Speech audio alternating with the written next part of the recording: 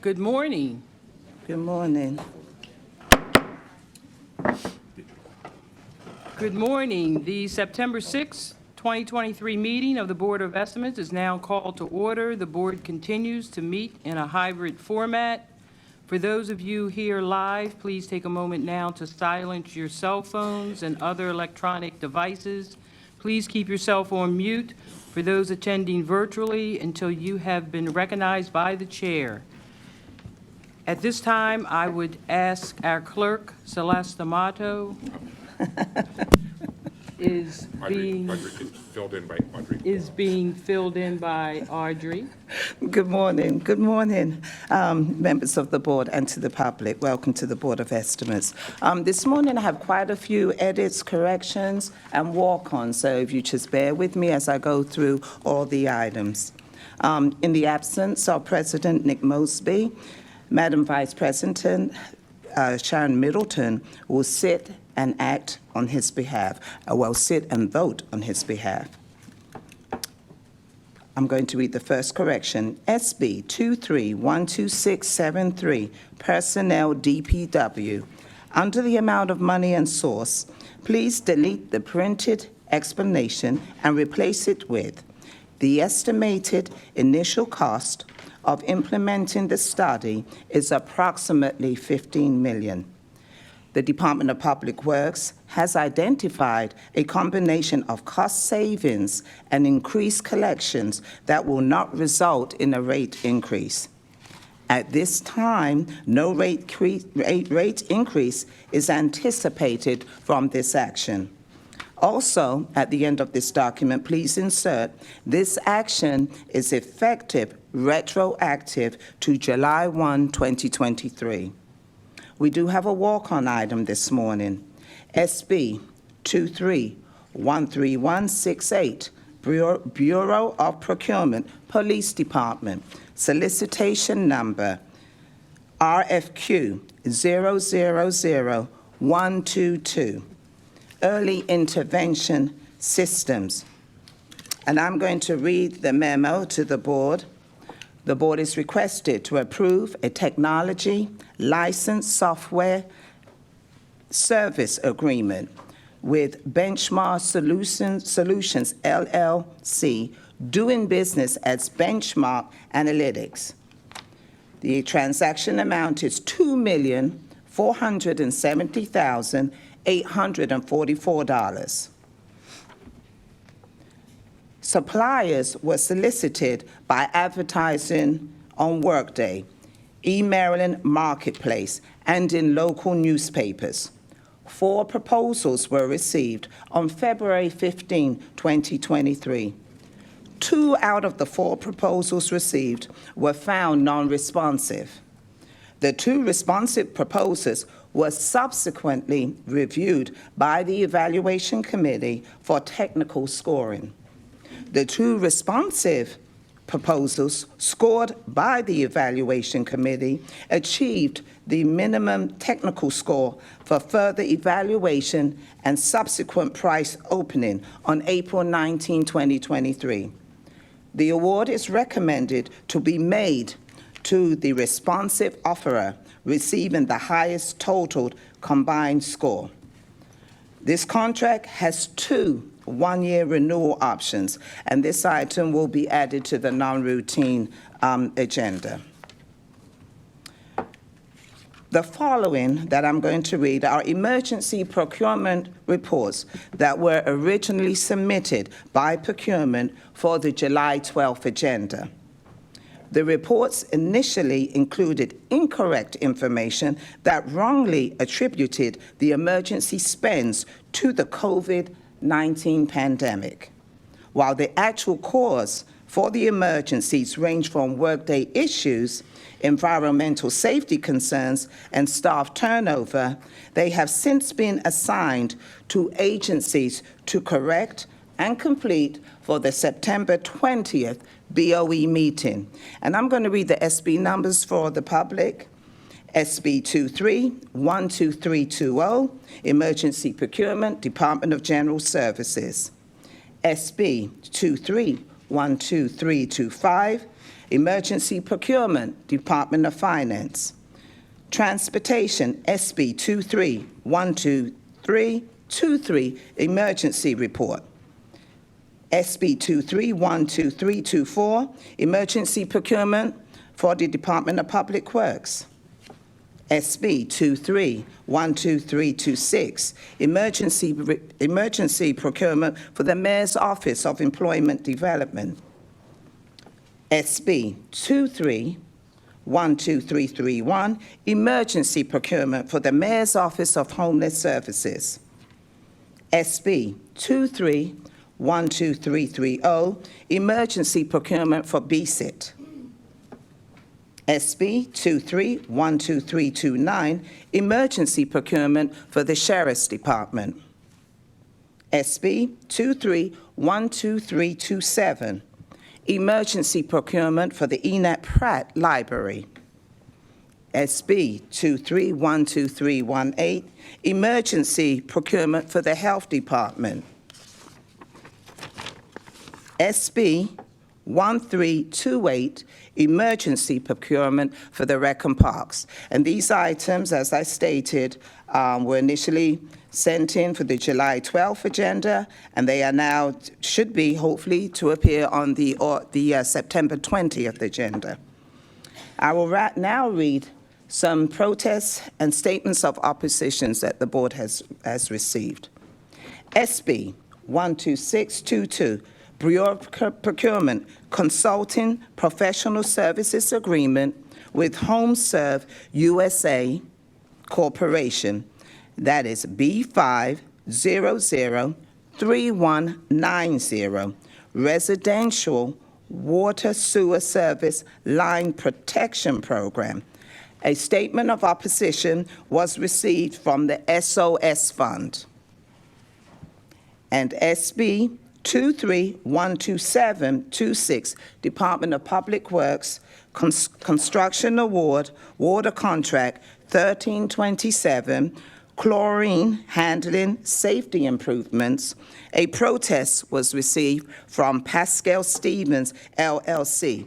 This item is going to be deferred to the 9/20/2023. Thank you. We're going to pause for a moment just to correct some technical difficulties. Apparently, we are not currently live on Charm City TV or streaming, and so we believe that this is a technical issue that can be fixed quickly, and so rather than have the people watching at home miss big chunks of what we're doing, we're going to take a short recess. Thank you.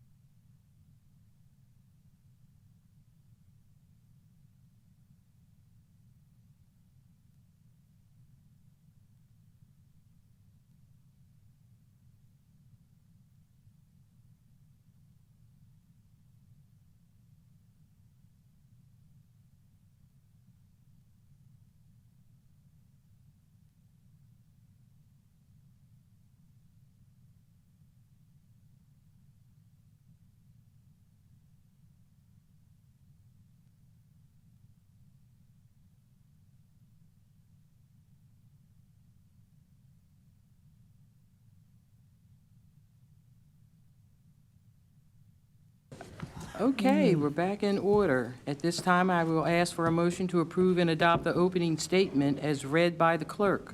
So moved. Oh, she didn't finish? We Oh, interrupted. back, Yeah. Oh, right. sorry. Apologies, Back take up, it back. Back up. That was just the first couple of pages. So, I mean, now we don't appreciate it. we're here. continuing from where we left Sorry about that, off. Audrey. Okay, no worries. Welcome back, everybody. Okay, I'm now going to move on to the deferrals and withdrawals.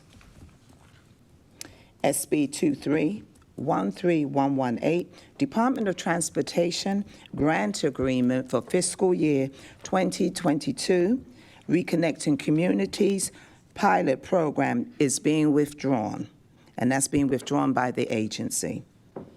And also, SB 23-12636, Mayor's Office of Children and Family Success, a transfer of funds for the Civic Fund is being deferred.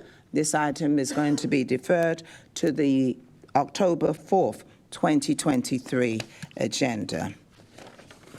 I'm now going to read the items that will appear on the non-routine agenda this morning. SB 23-13091, Department of Audits Biannual Performance Audit. SB 23-13137, Department of Audits, the Independent Audit for the ACFR and Single Audit. SB 23-13037, Baltimore Development Corporation, the Land Disposition Agreement for 2120 West Lafayette Avenue, 2201 Mosher Street, and 1001 North Smallwood Street. This is the Acme Business Complex. SB 23-12731, the Comptroller's Office Resolution for the Emergency Procurement. SB 23-12321, DHCD, that's the Department of Housing and Community Development, Emergency Procurement. SB 23-12673, the Department of Public Works, 2306-23. SB 23-12322, Department of Human Resources, Emergency Procurement. SB 23-12871, Mayor-related Professional Service Operating Consulting Professional Services Agreement. SB 23-12330, BSIT, Emergency Procurement Report.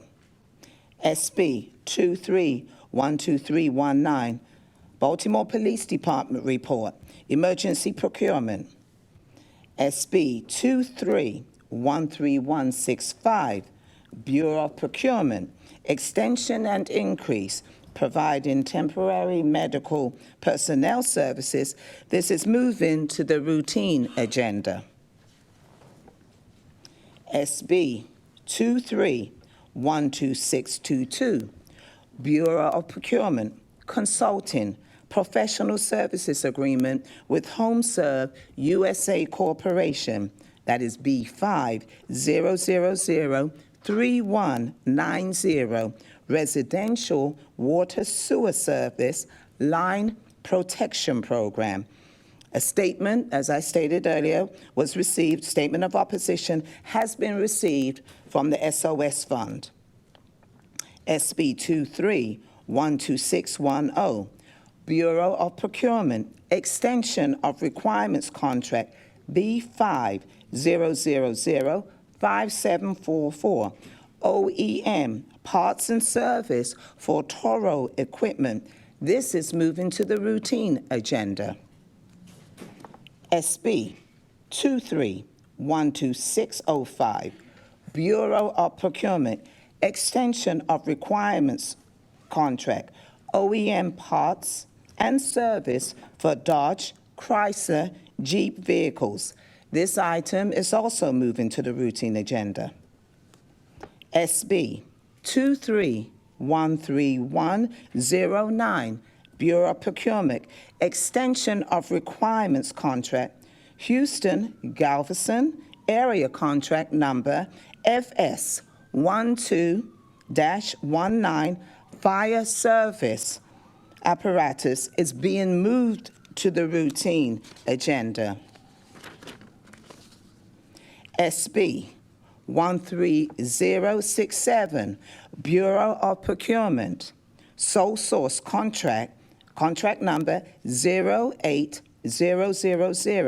that's RQ 012790, MTA Advertising Services. We do have the walk-on, which is SB 2313168, Bureau of Procurement, Police Department, Solicitation, RFQ 000122, Early Intervention System, EIS. And we also have the walk-on for the Bureau of Procurement, SB 13315, Bureau of Procurement, Select Source Vaccine Medications. I'm going to read the items that were moved to the routine agenda. SB 23-13109, Bureau of Procurement, extensions of requirements contract, Houston Galveston, area contract number FS 12-19, fire service apparatus. SB 23-13165, Bureau of Procurement, extension and increase, providing temporary medical personnel services.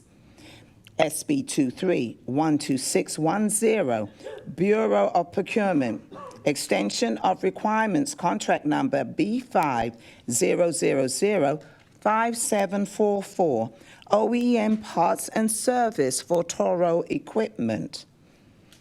SB 23-12605, Bureau of Procurement, extension of requirements contract, OEM parts and service for Dodge, Chrysler, and Jeep vehicles.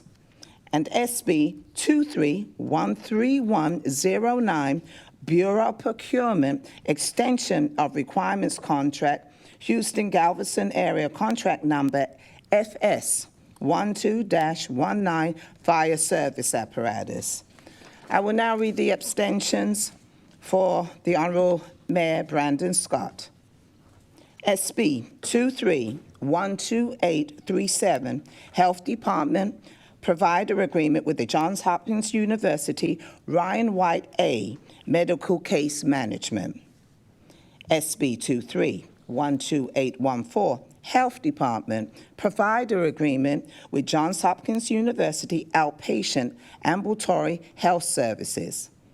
SB 23-10982, Health Department, ratification to a provider agreement with the Johns Hopkins University. SB 23-11272, Health Department, ratification to a provider's agreement with Johns Hopkins University. SB 23-12835, Health Department, provider agreement with Johns Hopkins University, Ryan White A, mental health. SB 23-10969, Health Department, a provider's agreement with the Johns Hopkins University. SB 23-1622, Health Department, ratification with the Johns Hopkins University School of Medicine. SB 23-12401, ratification to Johns Hopkins University, Ryan White State Special Early Intervention Services. SB 23-12488, the Mayor's Office of Neighborhood Safety and Engagement, a second amendment to the agreement with the Group Violence Reduction Strategy trustees of the University of Pennsylvania, and SB 23-13164, the Department of Transportation, a grant agreement, fiscal year 2022, Safe Streets and Roads for All grant program. The Honorable Vice President Sharon Middleton, she will be abstaining on SB 12825, City Council Bill 230374, and SB 23-12826, City Council Bill 230400, SB 23-13183, York Corridor bid. SB 23-13107, a travel request, and SB 13110, a travel request. There are also some no votes that I'm going to read also for Vice President Middleton, who is sitting and acting, voting on behalf of our president, and I'll read those in. SB 23. Did you skip the rest of the abstentions? I'm going to come. I'm still one council, the council vice president. Okay, I'm doing the no votes. Okay. Yes, thank you, Mr. Comptroller. Thank you, Mr. Mayor. SB 23-130-8282, payment in lieu of taxes, pilot, request Waters Tower, 1400 East Madison Street. SB 23-12861, a grant agreement with the Maryland Lawyers for the Arts, Inc. SB 23-12804, a no-cost extension to consultant agreement between the Mayor's Office of Recovery Programs and the University of Baltimore for ARPA program evaluation. SB 23-13021, Monzi, Bonsacors of Maryland Foundation, Inc., ARPA contract, and SB 23-12951, American Rescue Plan Act and Casino Local Impact Fund subgrant agreement by and between the Mayor and City Council of Baltimore and Healthy Neighborhoods, Inc. I will now continue with the abstentions. At this time, I will read Comptroller Bill Henry's abstentions. SB 23-13189, a travel request. SB 13191, a travel request. That was for the first one, 13189, is a travel request for the city auditor. SB 13191, travel request for the deputy city auditor. SB 23-13080, a travel qualified member of the engineering department, Norfolk's a travel request. SB 23-1311, a travel request. SB 13121, a travel request. SB 23-12932, a travel request. SB 23-12751, a travel request. SB 23-12855, a travel request. SB 23-12494, travel request. SB 23-13005, a travel request. SB 23-13006, a travel request. SB 13003, a travel request. SB 13007, a travel request. SB 23-13232, a travel request. SB 23-12854, a travel request. SB 23-13004, a travel request. SB 23-12800, a travel request. SB 23-12795, a travel request. SB 23-12777, a travel request. SB 23-12801, a travel request. SB 23-12797, a travel request. SB 23-12802, a travel request. SB 23-12754, a travel request. SB 23-12799, a travel request. SB 23-12905, a travel request. SB 23-12798, a travel request. SB 23-12841, a travel request.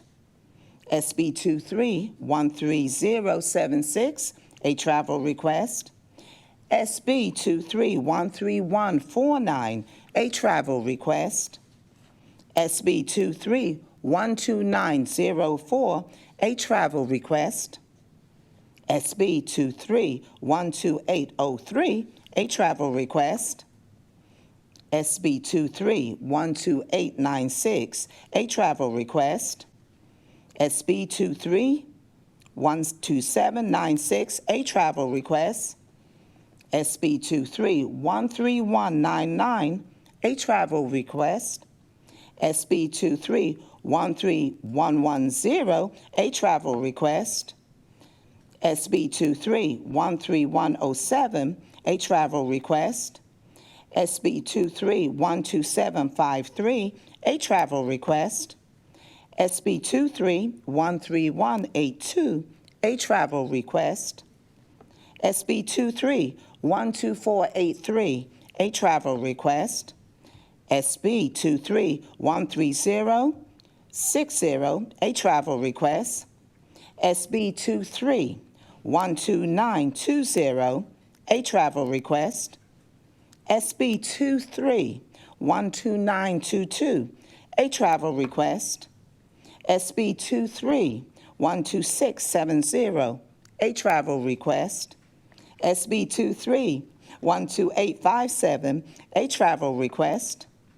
SB 23-12909, a travel request.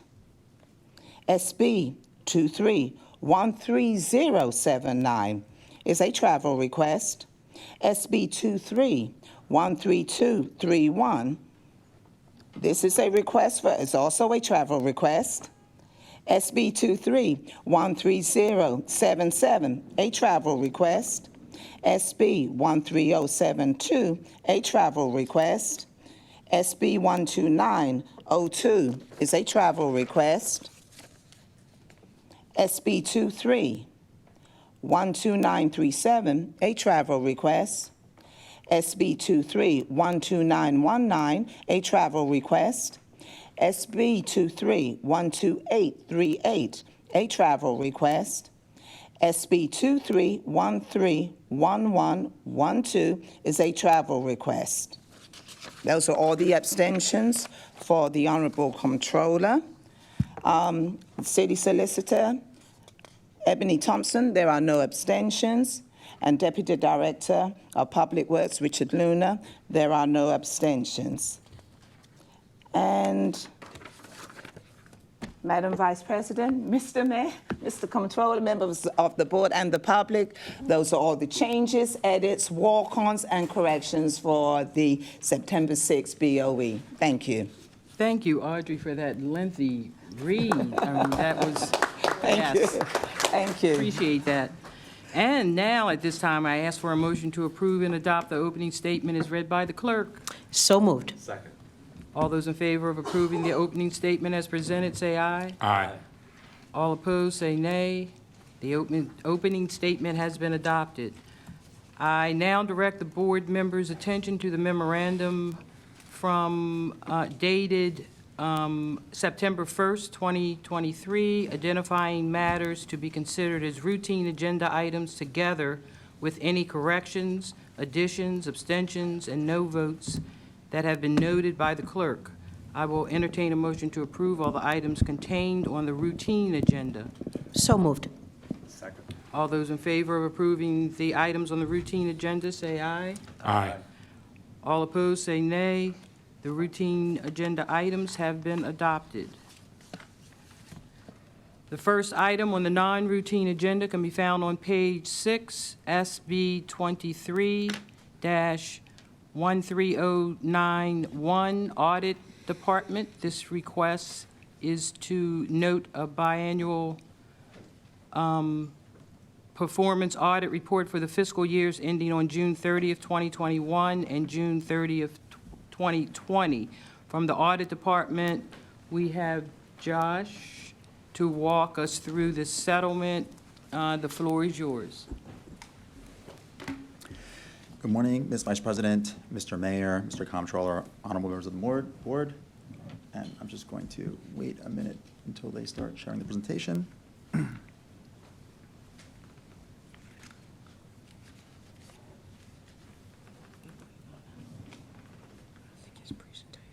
Nope, it was on. Wait.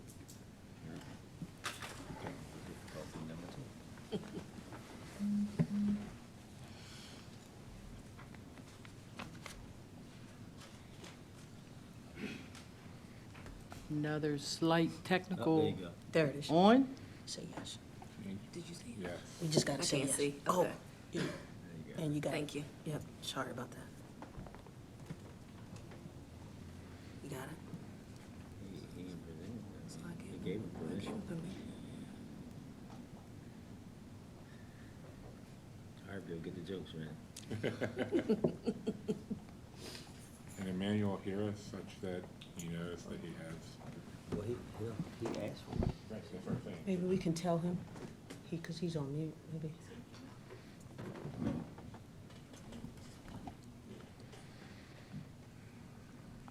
Another technology glitch here.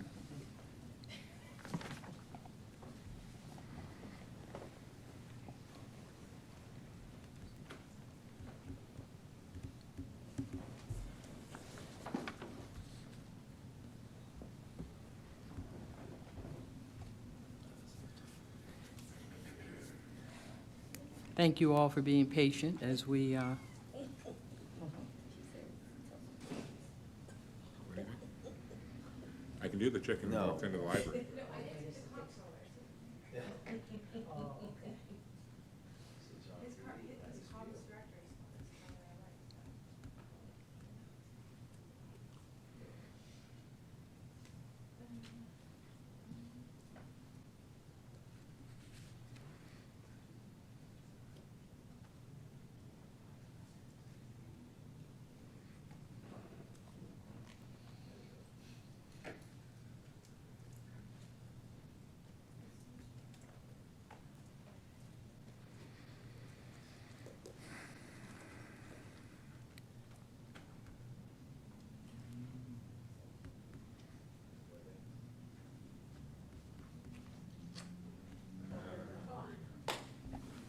Oh, back, we're ready? There we go. You're on. Thank you. My name is Josh Pash. I'm the city auditor. I am here to present the biannual performance audit of the Mayor's Office of Employment Development.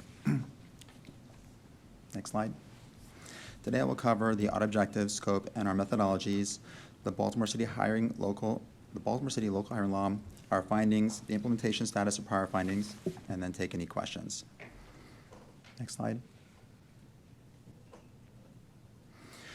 Our objectives and scope were to determine whether the Mayor's Office of Employment Development has effective processes, controls, and monitoring over the local hiring requirements, to follow up on prior findings and recommendations.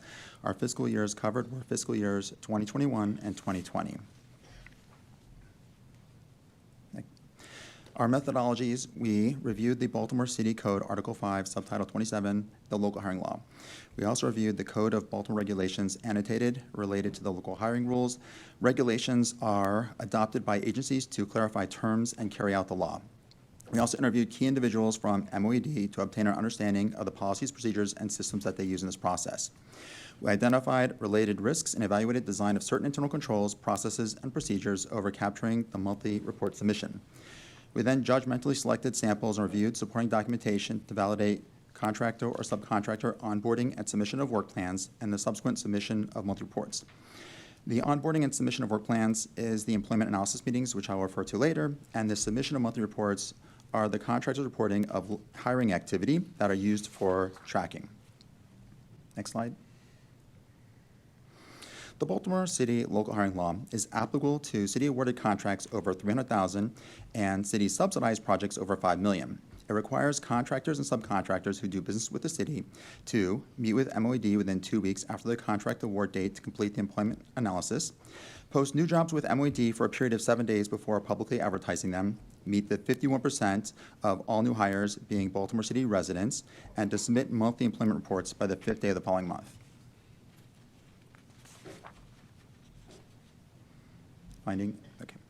Our first finding is that enforcement of the 51% local hiring requirement is restricted by the law. We noted that a process does not exist to take action against contractors and subcontractors that do not meet the 51% local hiring requirement.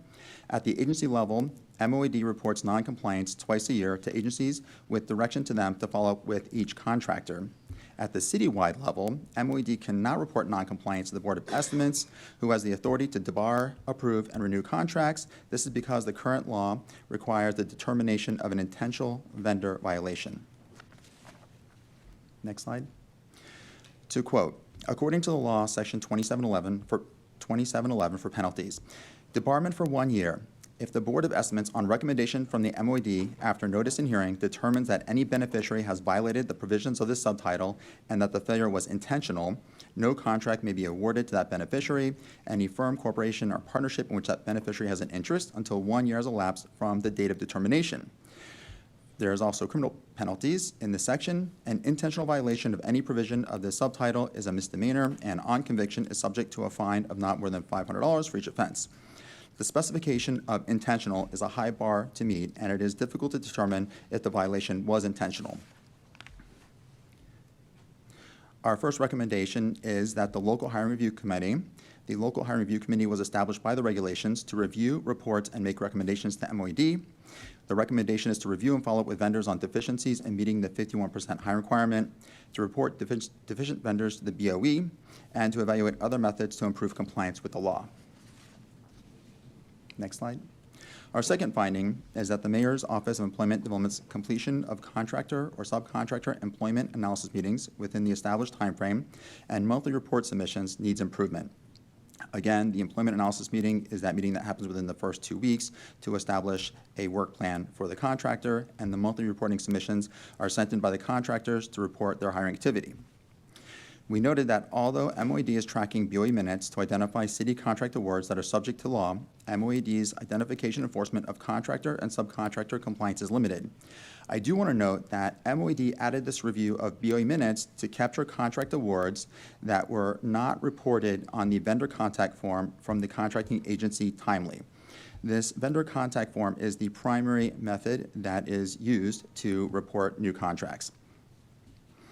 We found that meetings with contractors and subcontractors, the MOED did not always meet with contractors and subcontractors within the 2 weeks period following the contract award to complete the employment analysis of the total workforce and planned Baltimore new hires. Out of a sample of 30 for the employment analysis meetings, we noted that 2, no meeting occurred. We noted that for 2, the meeting occurred prior to the award, and that for 6, the meeting happened within 2 weeks of the contract award. So those 2 met the regulation that MOED had set. We noted that 11 had met within 15 to 60 days, and that 4 had met within 61 to 90 days, and then for 5, those meetings occurred 90 days after the contract award. Next slide.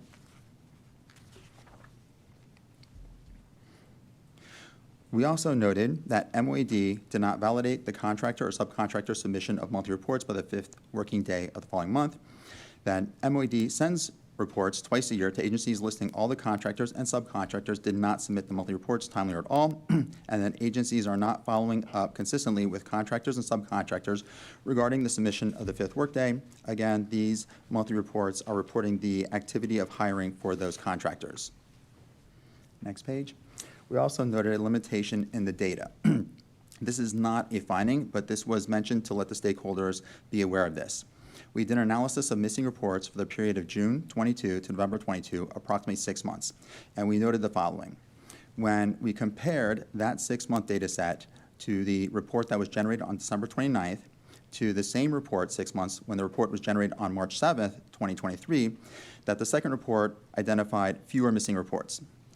131 of the 952 contracts, approximately 14%, had missing reports identified in the December 22 data set that was run, and that those same reports were not noted as missing when the report was run on March 7th.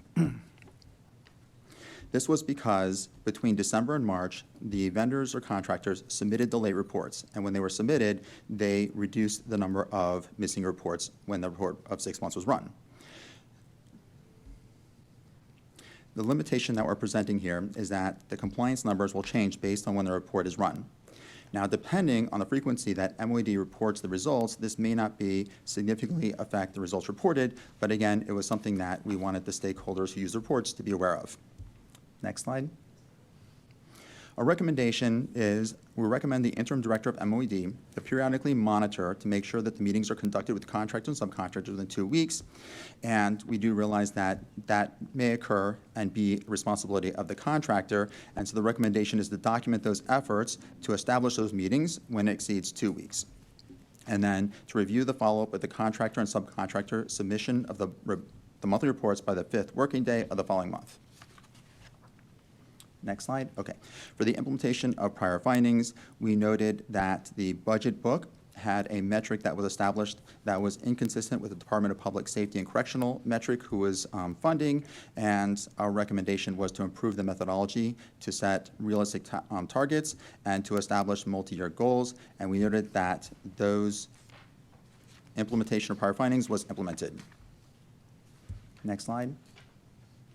In the prior audit, we did have one confidential finding and recommendation reported, and we noted that that was the implementation status was implemented, and for security reasons, that is excluded from this public report and only submitted to those individuals directly related to addressing it.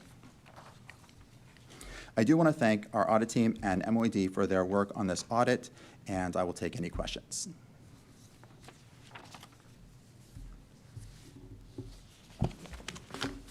Thank you. Are there any questions from members of the board? Seeing, Not for audits, only for MOED, the directors here. MOED, Yeah, the director's back to just to address the fund. would MOED like to come up to address the fund at this time? Thank you, Josh. Thank you. Hi, how are you? Hi, good morning, members of the board. My name is Mac Garvin, and I'm the interim director at the Mayor's Office of Employment Development. My colleague is actually supposed to be here on WebEx, so I'm not sure if we're able to pull him up. He is John Ford. He is our local hiring specialist. He oversees local hiring, so I'll let him introduce himself when he comes on. This is John Ford. John Ford. He's on- John? Okay, I don't know if his face can come on there. Okay, so I want to start by saying, first of all, we agree wholeheartedly with the intent of the local hiring law. Local hiring is at the core of what we do and the mission at MOED. There's some elements of the law, obviously, that are beneficial to what we do, and then there's some elements of the law, as with any law, that is a bit restrictive. We still are very committed to making sure that we implement the law at the highest level possible, with the resources we have within the boundaries of what the law allows us to do. So looking at the first finding in terms of enforcement of the 51% requirement and the recommendation, the first recommendation being review and follow up with vendors on deficiencies with meeting the 51% requirement, that recommendation is already in place. The auditor mentioned the local hiring review committee. This, just for the edification of this board, this committee is something that is created by rules and regulations. It doesn't have any sort of statutory authority. It's created solely for the purpose to help with the administration of this really massive law. And it includes different liaisons from different agencies that have a lot of contracts, and they help us to help bring the contractors in compliance. And so we created a process with our local hiring review committee, with the directors of the agencies, to send reports to each of the agencies, and they help us to reach out to the contractors to let them know of their deficiencies. So that's already in place. Additionally, I have to thank the Scott administration, my boss, because I have been around this law since 2014 when it started. I started as a special assistant. I have the longest tenure with making sure this law has been implemented across the city. And under this administration, this is the first administration that has committed funds to actually allowing us to have the resources to implement the law, including increasing staffing, increasing the technology we have, like Power BI, for example, where we can put information in according to what the employment analysis says and be able to be alerted where the contractor is in the process, what they said they need in hiring, so we can have our staff reach out to them to make sure that they're in compliance. At the core of this finding, I will note that it is really based upon a limitation in the law. It really says the auditor suggests that MOED should implement a process, but this process requires a prerequisite that MOED is not in the position to do. Meaning, in order for us to make a referral to the board, a recommendation, we have to understand the level of intentionality. We've already consulted with the law department, and they say we do not have that investigative authority as MOED.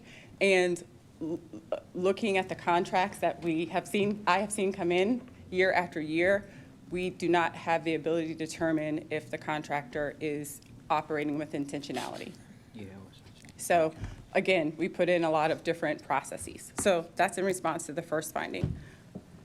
Moving to the second finding, in terms of the meeting, in terms of the meeting deadlines. Those deadlines are set by MOED. We created those deadlines by statute, by rules and regulations. There isn't anything in the law that says exactly when the contractor needs to meet, but of course, for our process, we have to create a timeline.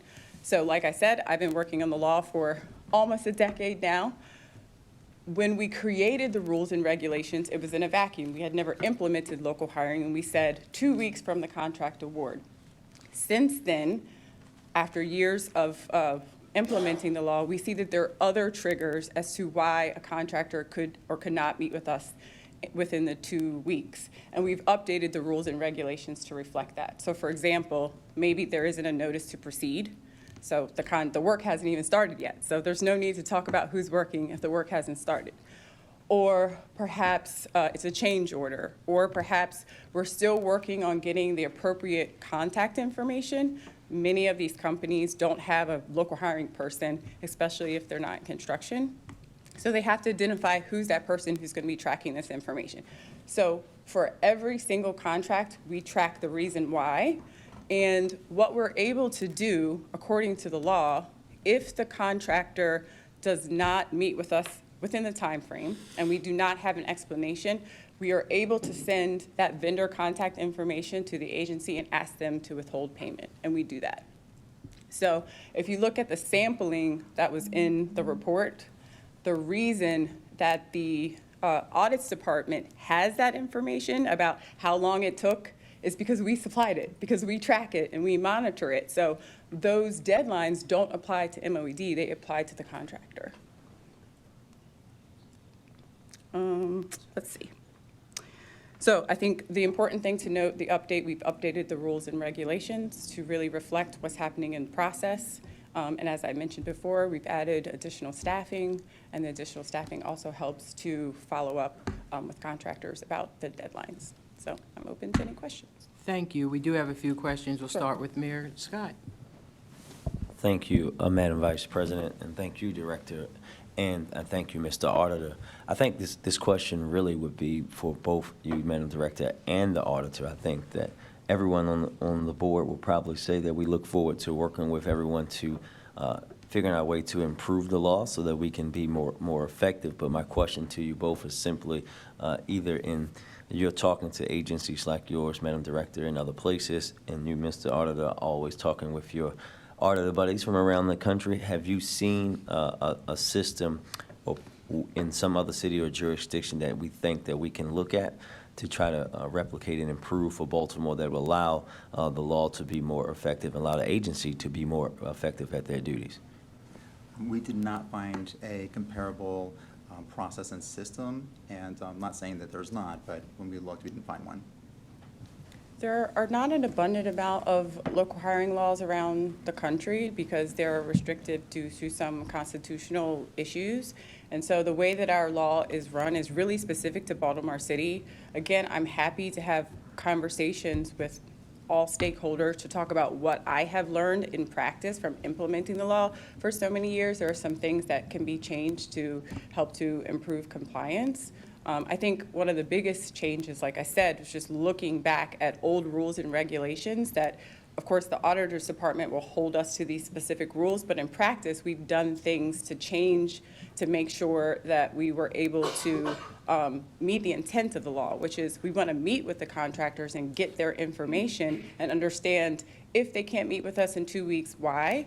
If they're blatantly ignoring us, then we have recourse. And so sort of finding a finding based upon something almost arbitrary versus what is really important about the intent of the law. Thank you, Madam Vice President. Thank you, Madam Director. Thank sir. you. Those continued conversations are important and an important part of transparency. Comptroller Henry has a question. Thank you, Madam Vice President. Good morning. Good morning. Well, first of all, I share your frustration, and what I appreciate from the Department of Audits and their fine work on this performance audit is I think this audit well illustrates for everyone the challenges you face trying to do the job that you were given by the mayor and city council when this law was put in. So not to put too fine a point on it, but is there any reason that anybody knows of why we can't just ask the city council to remove intentionality from the law and make it a simple case of if they're not doing this, then they're in violation? Mayor Scott? Mr. Comptroller, I actually, when we were discussing, asked the city solicitor to look at, is there agency or some way around the intentionality or exactly what you just said? So she's going to look into it and let us know. Okay, because the first thing I would think is we should just ask the council to make that tweak to the law. The second thing is I was going to ask, based on the auditor's report, if you should be working with the city administrator to try to get agencies across the board to send you contracts in a more timely fashion. But after listening to your comments, I'm wondering if maybe we should also be getting you copies of notices to proceed, which might be a more appropriate sort of starting gun for you in terms of when you should be meeting with the vendors. I think there are small changes like that that could be made. It's really about administrative process, and we've already made some of them in terms of looking into the SharePoint process with BOE that was added to be able to understand what contracts would be applicable to the law. I think we can continue to tighten up from the agencies providing that vendor contact information. But I think really the key on the 2 weeks is when is the trigger for when we should be meeting with contractors. This law applies very broadly to any contract that's over $300,000. There are a big chunk of them that are construction-related contracts, and construction-related contracts, when you talk about hiring, it's really going to be depending on when they're going to start. Right. Are the subcontractors ready? Do they have an idea about who's about to start working? If they don't have that idea, there is no point in meeting. And so that 2 weeks is sort of arbitrary. It's really about, did we make that contact and have that understanding of when we should meet so we could start working with them? So it sounds like maybe that's another potential tweak in the law, that you need to identify a better threshold point than the sort of arbitrary 2 week limit for before something else happens. So the 2 weeks actually isn't in the law itself. It's in rules and regulations. Oh, So we okay. created that so that we have something to track. So it really says before the disbursement of city funds. But if we are tracking a process, every single contractor, and have Okay. they met with us, we have to create some sort of deadline. But now we understand there are many variables as to why a contractor could or could not meet in a certain time. the law also allows, so if it's egregious and we say we've reached out to them, they haven't explained to us, we're not understanding what the hiring process is, then we send the information, that vendor contact information, back to the agency, directing them to withhold payment. We are allowed to do that by law. So I think we have to leave space open for us to do our job where we document, which we did, everything we provided to the auditor, we documented every reason why we called them, they needed to do this, they needed to do that. That happens in practice. And so it's important that we show that, but we can't, because of the business processes of all these various types of work, that 2 weeks, sometimes we have to be flexible about that depending on when the work is going to start. So if that's your internal policies and procedures, do you already have something in place that for you to review that comprehensively and maybe see if that should be expanded to something that categorizes the different kinds of work that you're addressing and provides different deadlines for different kinds of work instead of across the board 2 weeks? Yeah, I think really the key is, the most important thing is that for this part of the law, we actually have recourse that we follow through with, meaning if the contractor is not meeting with us or doesn't give us an explanation or we haven't had a conversation about when we're going to meet, we can send something to the agency and ask them to withhold payment. So that, I think that part of the law is relatively solid because we're able to track every contract. Like I said, we use Power BI to say, okay, we have the information now. This is the ongoing conversation about when it's appropriate to meet to start working on hiring. Because not every contract that goes through right away is ready to start Right. hiring. So it doesn't make sense to meet 6 months before they're going to start. But we have a conversation that says this is when we're going to meet, and we track all of that. So I think that part we're good. I think in terms of the first finding and what the auditor suggested, that suggestion, there's a prerequisite to that, which means that intentionality. And I think that's the part we should explore. If we look at perhaps the frequency that a repeat contractor is in violation, that could lend to show intentionality, or we could just take that part of it out. That's the part I would want to focus on. Okay, thank you. Thank you. Thank you for, were there any more questions from the board? Thank you for working on this and collaborating with the audit department and also sharing the challenges. This is a very important subject matter, especially for the council. And yes, we will take note of the comptroller's suggestion in trying to get the council to work on tweaking the law as another piece to move this forward. So thank you again. Thank you very much. I have enjoyed it. I enjoy that part of being a public servant. I think it's a great responsibility to be assigned, even a decade ago, a law and how to implement it agency-wide and industry-wide. And so I take great pride in still being able to work on this work and improve it to help Baltimore City residents get connected to opportunities. Okay, thank you. Thank you. Seeing no further questions, I would entertain a motion to note this item. The next item on the non-routine agenda can be found on page 7, SB 23-13137, Audit Department. This request is to note an independent audit of the annual comprehensive financial report and statement of expenditures for federal awards of the City of Baltimore for the fiscal year ending on June 30th, 2022. Once again, from the Audit Department, we have Josh to walk us through this settlement. The floor is yours.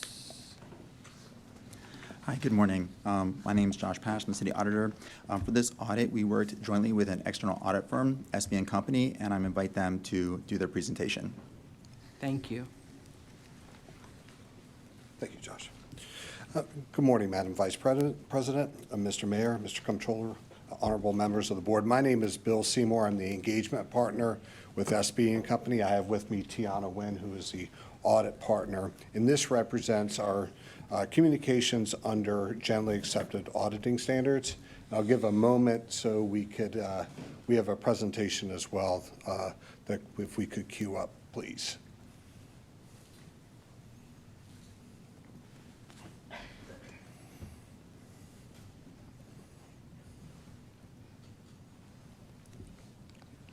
Gene Smith.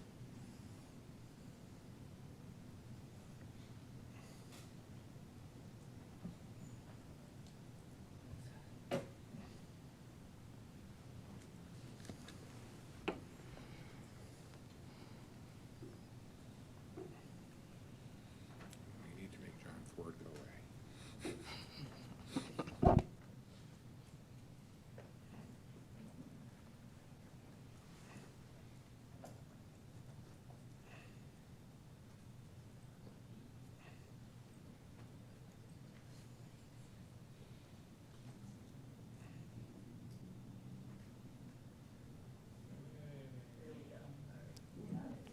Awesome. Thank you. On this slide, we go through our scope of services. We performed an audit of the June 30, 2022 financial statements of the entire city, as well as separate audits for 4 enterprise funds, being the Water Utility Fund, the Wastewater Utility Fund, Stormwater Utility Fund, and the Parking Facilities Fund. We also performed a uniform grant guidance audit, what we used to call a single audit, as well as reviewing the data collection form. That takes the single audit information, places it in a fit and format for the federal government. We also issued a report on internal controls over financial reporting, as well as we have other observations and recommendations. We did not audit, and we relied on the opinions of other auditors, as some of the component units are separately audited for the pension trust funds, the employees' retirement system, the elected officials' retirement system, fire and police retirement system, Baltimore Hotel Corporation, as well as the Baltimore City Public School System. However, for the Baltimore City Public School System, there were certain adjustments that were made to those financial statements, which we took responsibility for. Next slide. On this slide is the overview of the annual comprehensive financial report, and just lays out the different areas and our responsibility as your external auditors, where our opinion is, what the work that we did on the other sections that are there. Next slide, please. The summary of the results: we have issued an unmodified, or if you will, clean opinion on the city's financial statements. That opinion states that the financial statements as presented by management are reasonably free of material misstatement. We issued qualified opinions on 6 out of 14 major programs that were tested for the single audit. So we tested 14 programs in total. Of those 14 programs, 6 of them we issued a qualified opinion. We discovered no instances of material fraud. I would caution our audit is not a fraud audit. That would be different in scope.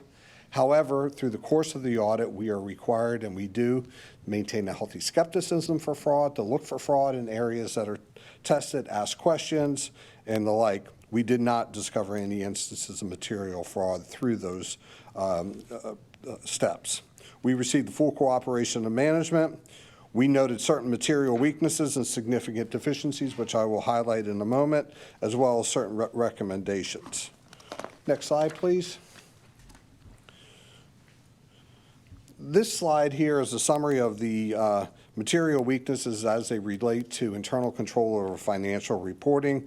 There are 5 areas that we believe that merited a material weakness: grant accounting, the overall financial reporting function, water and wastewater billing, fixed asset accounting, as well as information technology security. Largely, in summary, without going through every detail, we had a number of adjustments that were related to grants. We had a number of adjustments that were related to water and wastewater billing, fixed asset accounting. We had adjustments related to pension and OPEB reporting.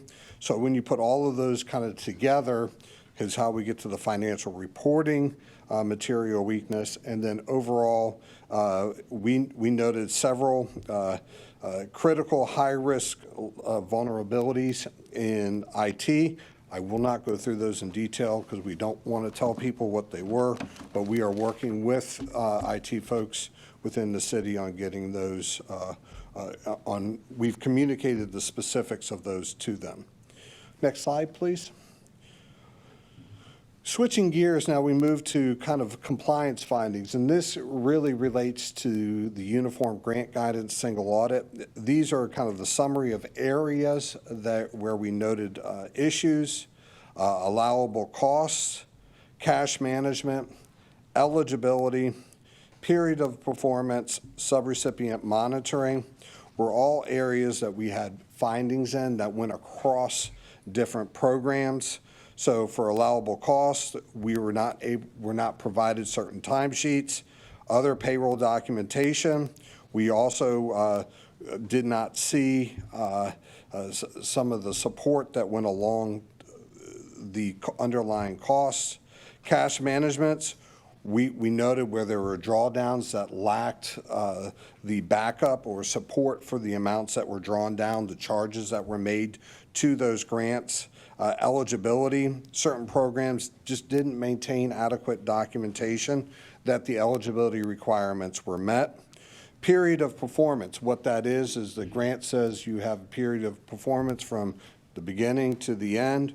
We noted that there were certain expenditures that were outside of that period, which were included in that reporting. And then subrecipient monitoring, that is when the city passes through grants to a subrecipient, not-for-profit, another organization. There are certain monitoring requirements that are required, which were not fulfilled. Next slide. We've listed out here kind of a summary of the single audit that's there. We noted the material weaknesses, significant deficiencies, the programs which we had a qualified opinion for.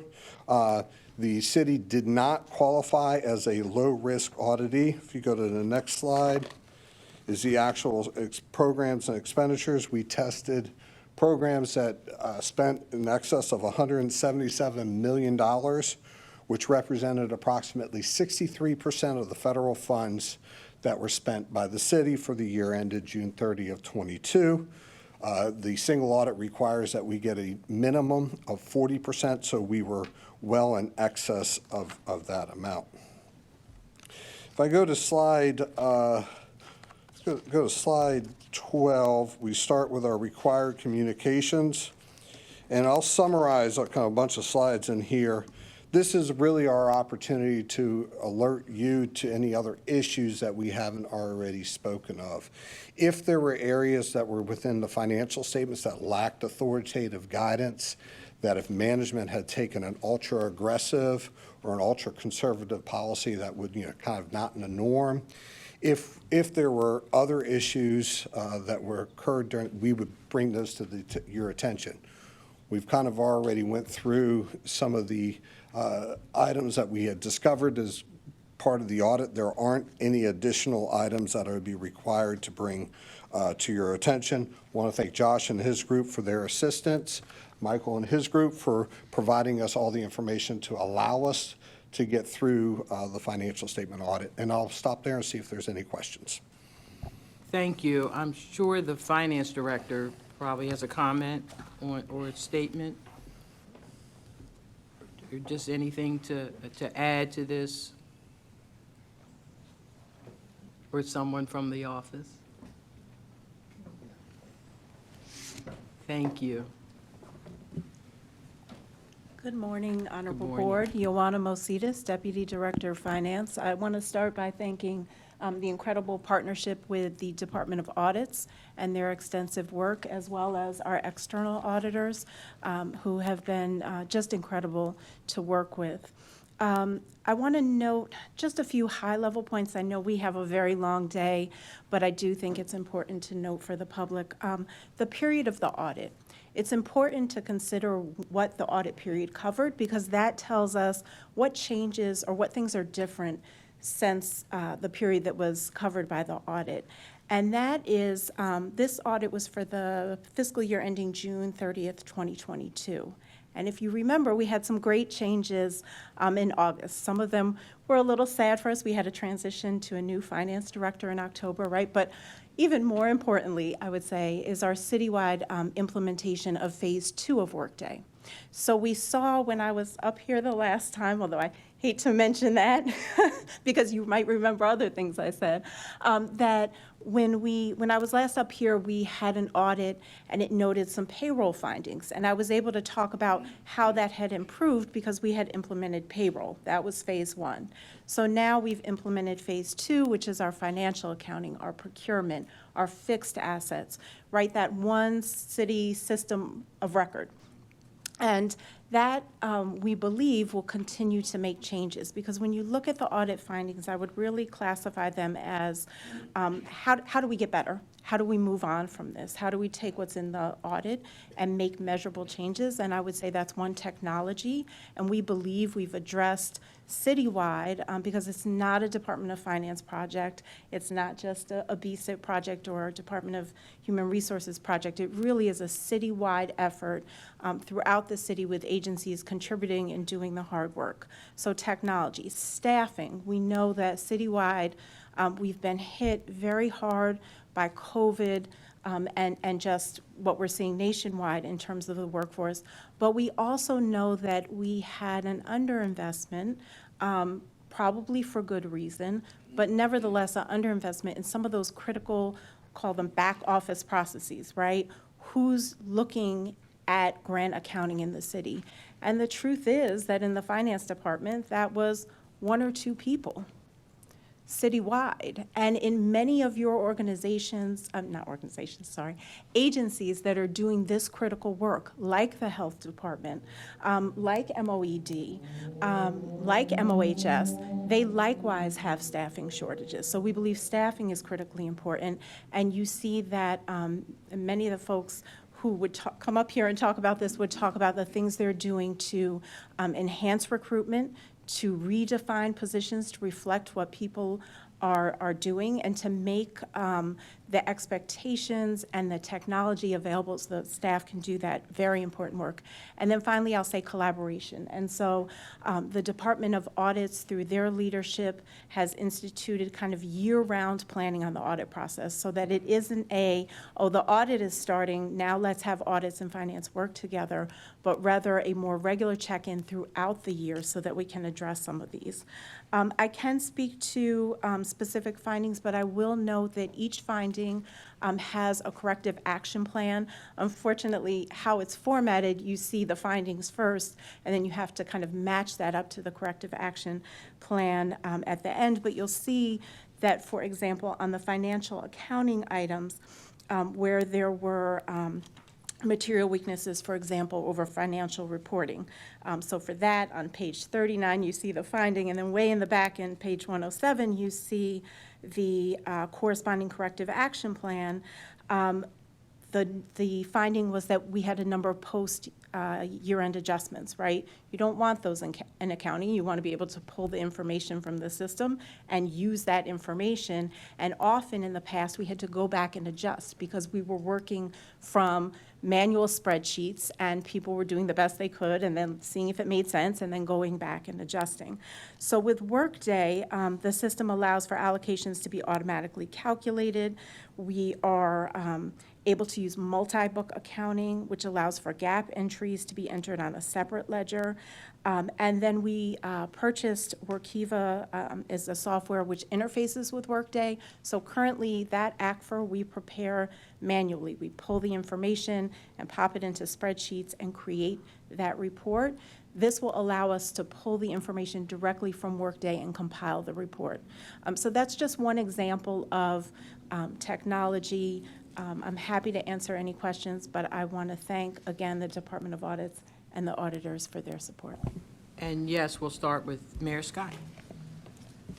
Well, thank you, Madam Vice President. There's no questions for me. It's really statements. I think, as always, and it always will be the case, that my goal is to make sure and ensure that the city is being good stewards of federal and state grant dollars. I actually tasked the city administrator to work in partnership with finance, as you know, to improve the city's grants management infrastructure, and she'll be standing up a monthly grants management meeting, coordinating with agencies, making sure that we have the best regulations, including making sure that subrecipient check-ins and things are done, and how our agencies themselves are complying with the systems and protocols necessary. We have a wonderful example of that as we stood up the Mayor's Office of Recovery Programs, and Director Kearney and the organization have received rave reviews of how they are managing the federal ARPA dollars, and we've been heralded as a city that is doing great with that and making sure that we are following rules and regulations along that process.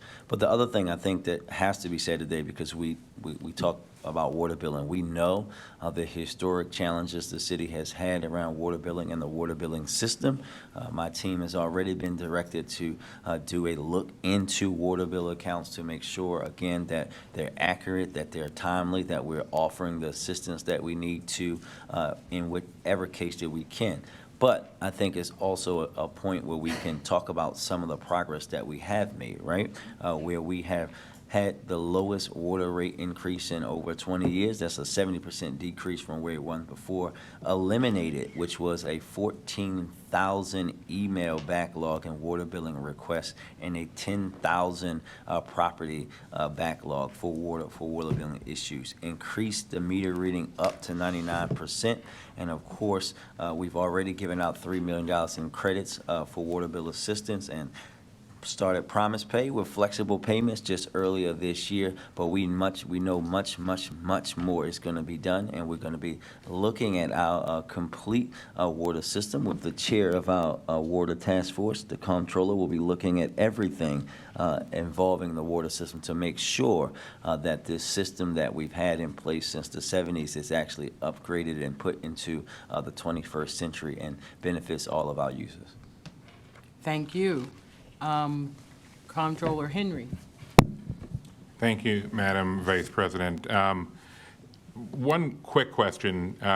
It sounded like you said that Finance's grant management team is only 1 or 2 people? No, so let me clarify. Grant accounting in the Bureau of Accounting and Payroll Services. Is only 1 At or 2 one point people was- there? yeah. But how many people are on the grant management team? In the Grants Management Office, it is 3 people. 3 people, okay, all right, so not a huge difference, okay. Correct. And I don't want to have too much of a dialogue or go on too much in length. We have, as you said, a lengthy agenda, and we are, as the mayor noted earlier, on item 2 of 15 non-routine items. So I will just note that health has 9 items in this audit, 6 of which are repeat findings. And the corrective action plan for this year says exactly what it said last year. And so I'm just really hopeful that the FY23 audit doesn't repeat this again. I know we're all expecting Dr. Workday's magical tonic to take care of some of this, but some of these items are not just Workday related. They're culture issues.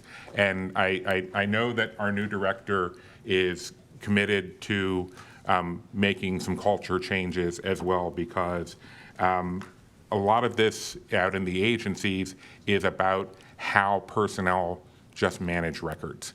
And some of that can be improved by the Workday integration, but some of it is just a commitment to actually doing this work. And I'm singling out health, but this is an issue that needs to be dealt with in multiple agencies across the city. So thank you. And I'll just add that as far as Workday has come a long way, and I think we just still need to, as we're improving, we still need to keep in mind the morale and motivation and working conditions of our employees that are doing all of this hard work. And seeing that there's no further questions, I would entertain a motion to note this item. Thank you. The next item on the non-routine agenda can be found on page 20, SB 23-12731, Comptroller's Office. This request is to note a, This is the next. not 31, Yeah, we have the Baltimore Development Corporation for 13037. okay. Yeah, that's So it's SB 23-13037, Baltimore Development Corporation Land Disposition Agreement, 2120 West Lafayette Avenue, 2201 Mosier Street, and 1001 North Smallwood Street, the Acme Business Complex. Good morning, Madam President. My name is Colin Tarbert with the Baltimore Development Corporation. Mr. Mayor, Mr. Comptroller, honorable members of the board. It's my pleasure to be here this morning to present to you the land disposition agreement for what is known as the Acme Business Complex. You just read the addresses, so I'll shorten the presentation. This is a property that was acquired by the city in 2005, so 18 years ago. At the time, it was a vacant property. It is still a vacant property, with the exception of one piece of it that we have sold. So this is a property that the city has owned for a long time. We are excited to be here to present the land disposition agreement to redevelop the property to support a local business expansion. P. Flanagan and Sons, who will be the ultimate user of this property. They are contractors, been in West Baltimore for 135 years. There's a long history with the property in terms of our involvement. We've actually issued RFPs for this property 6 times. So hopefully the 6th one is the charm. And so they were issued in 2005, 7, 14, 2017, and 2020. So the most recent proposal for the property, and I will note that one of those RFPs did result in the sale of a portion of the property, 2100 Riggs Avenue, which is used by a current local business, Emmanuel Tire.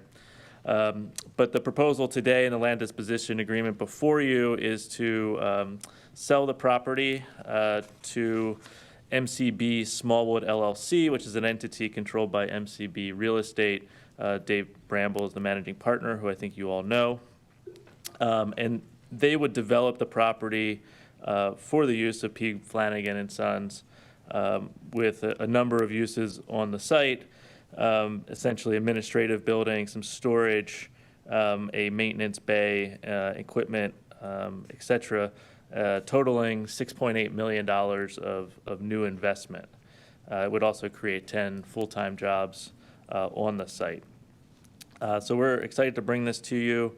As I mentioned, the property is in disrepair is probably a compliment. A portion of it has been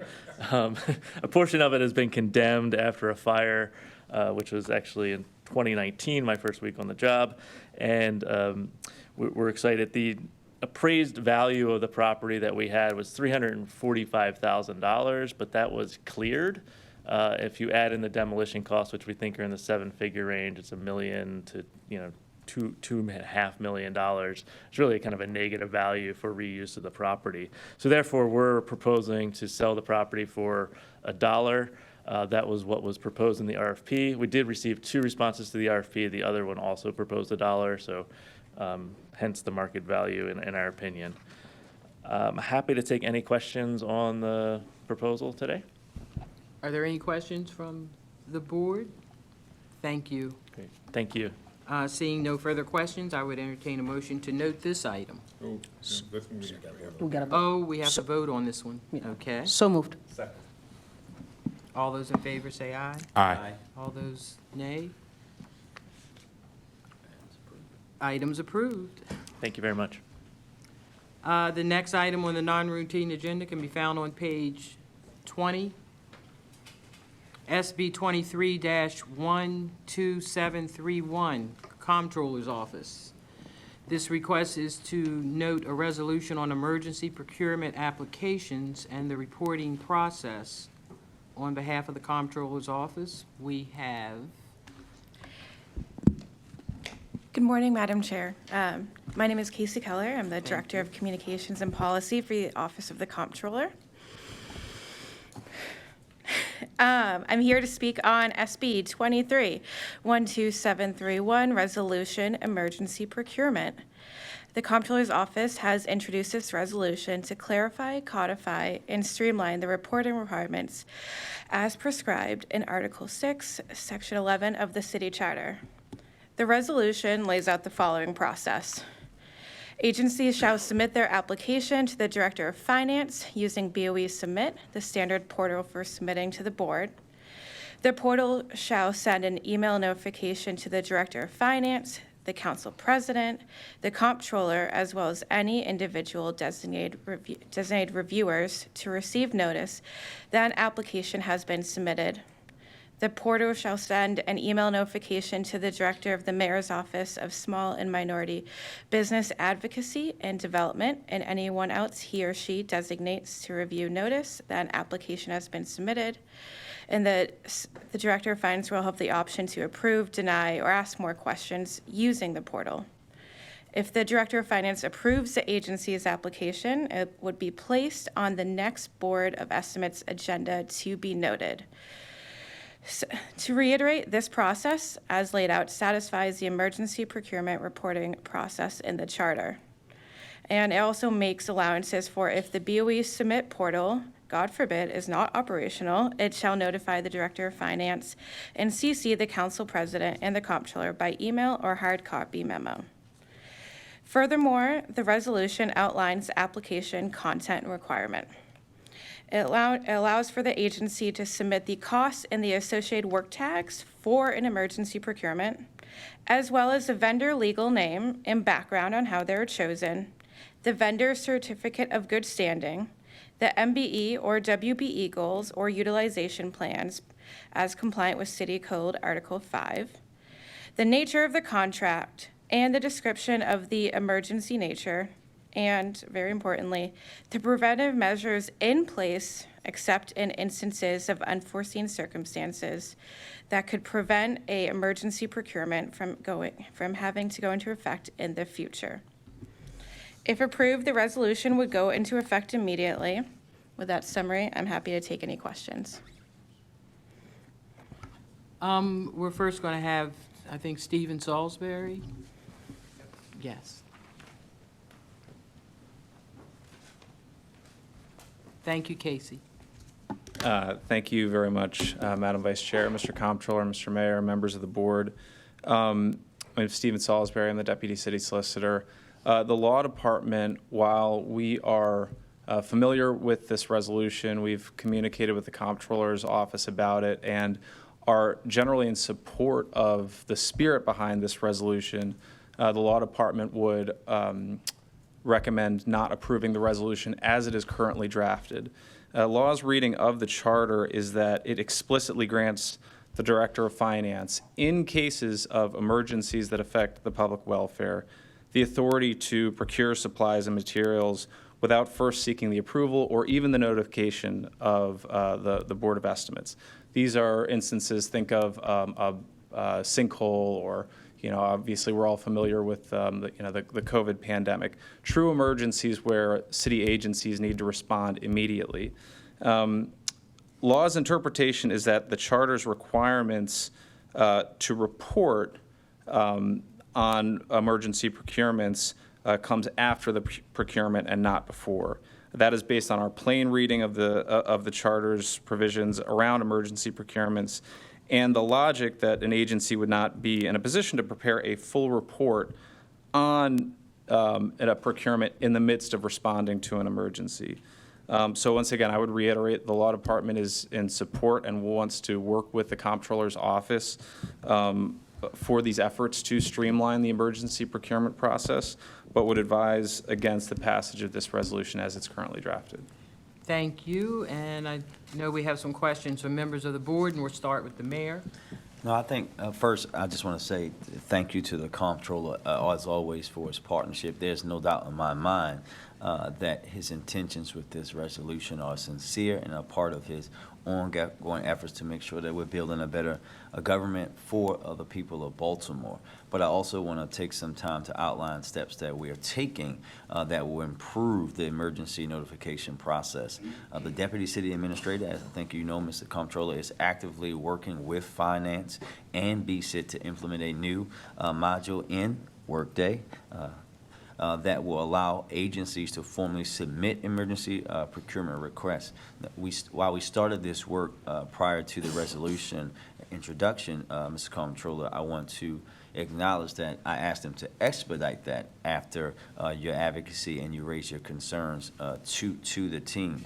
We'll test that new Workday module in hopes of going live within the next 60 days, but I've also directed the Finance Director to prepare emergency procurement notifications to the BOE at the BOE following the approval of said emergency. This will allow for emergency procurements to be made public sooner in a much more rapid fashion, and we always appreciate your efforts working with the team. And although we are not fully aligned on this resolution, I assure that these steps will help expedite the public notification of emergency procurements, and look forward to working with you all. Mr. Comptroller. Thank you, Madam Vice President. And thank you, Mr. Mayor. I do appreciate the willingness to address some aspects of the spirit of this proposal with the Workday modifications that we have had conversations with the City Administrator's Office about that. And as I have pointed out in multiple conversations with different members of the administration, I am moderately agnostic as to whether this resolution use Workday as the technological focus for the emergency procurement requests or BOE submit. Our point is that technically both of those systems are going to get used at some point in any procurement. So it's just a question of which one you're starting with and which one you're doing second. But if there is a preference for starting with Workday, we have no concerns about that. The issue that I would like to take is the one of notice, and I kind of should ask for Mr. Salisbury to come back, because I do want to clarify one particular aspect.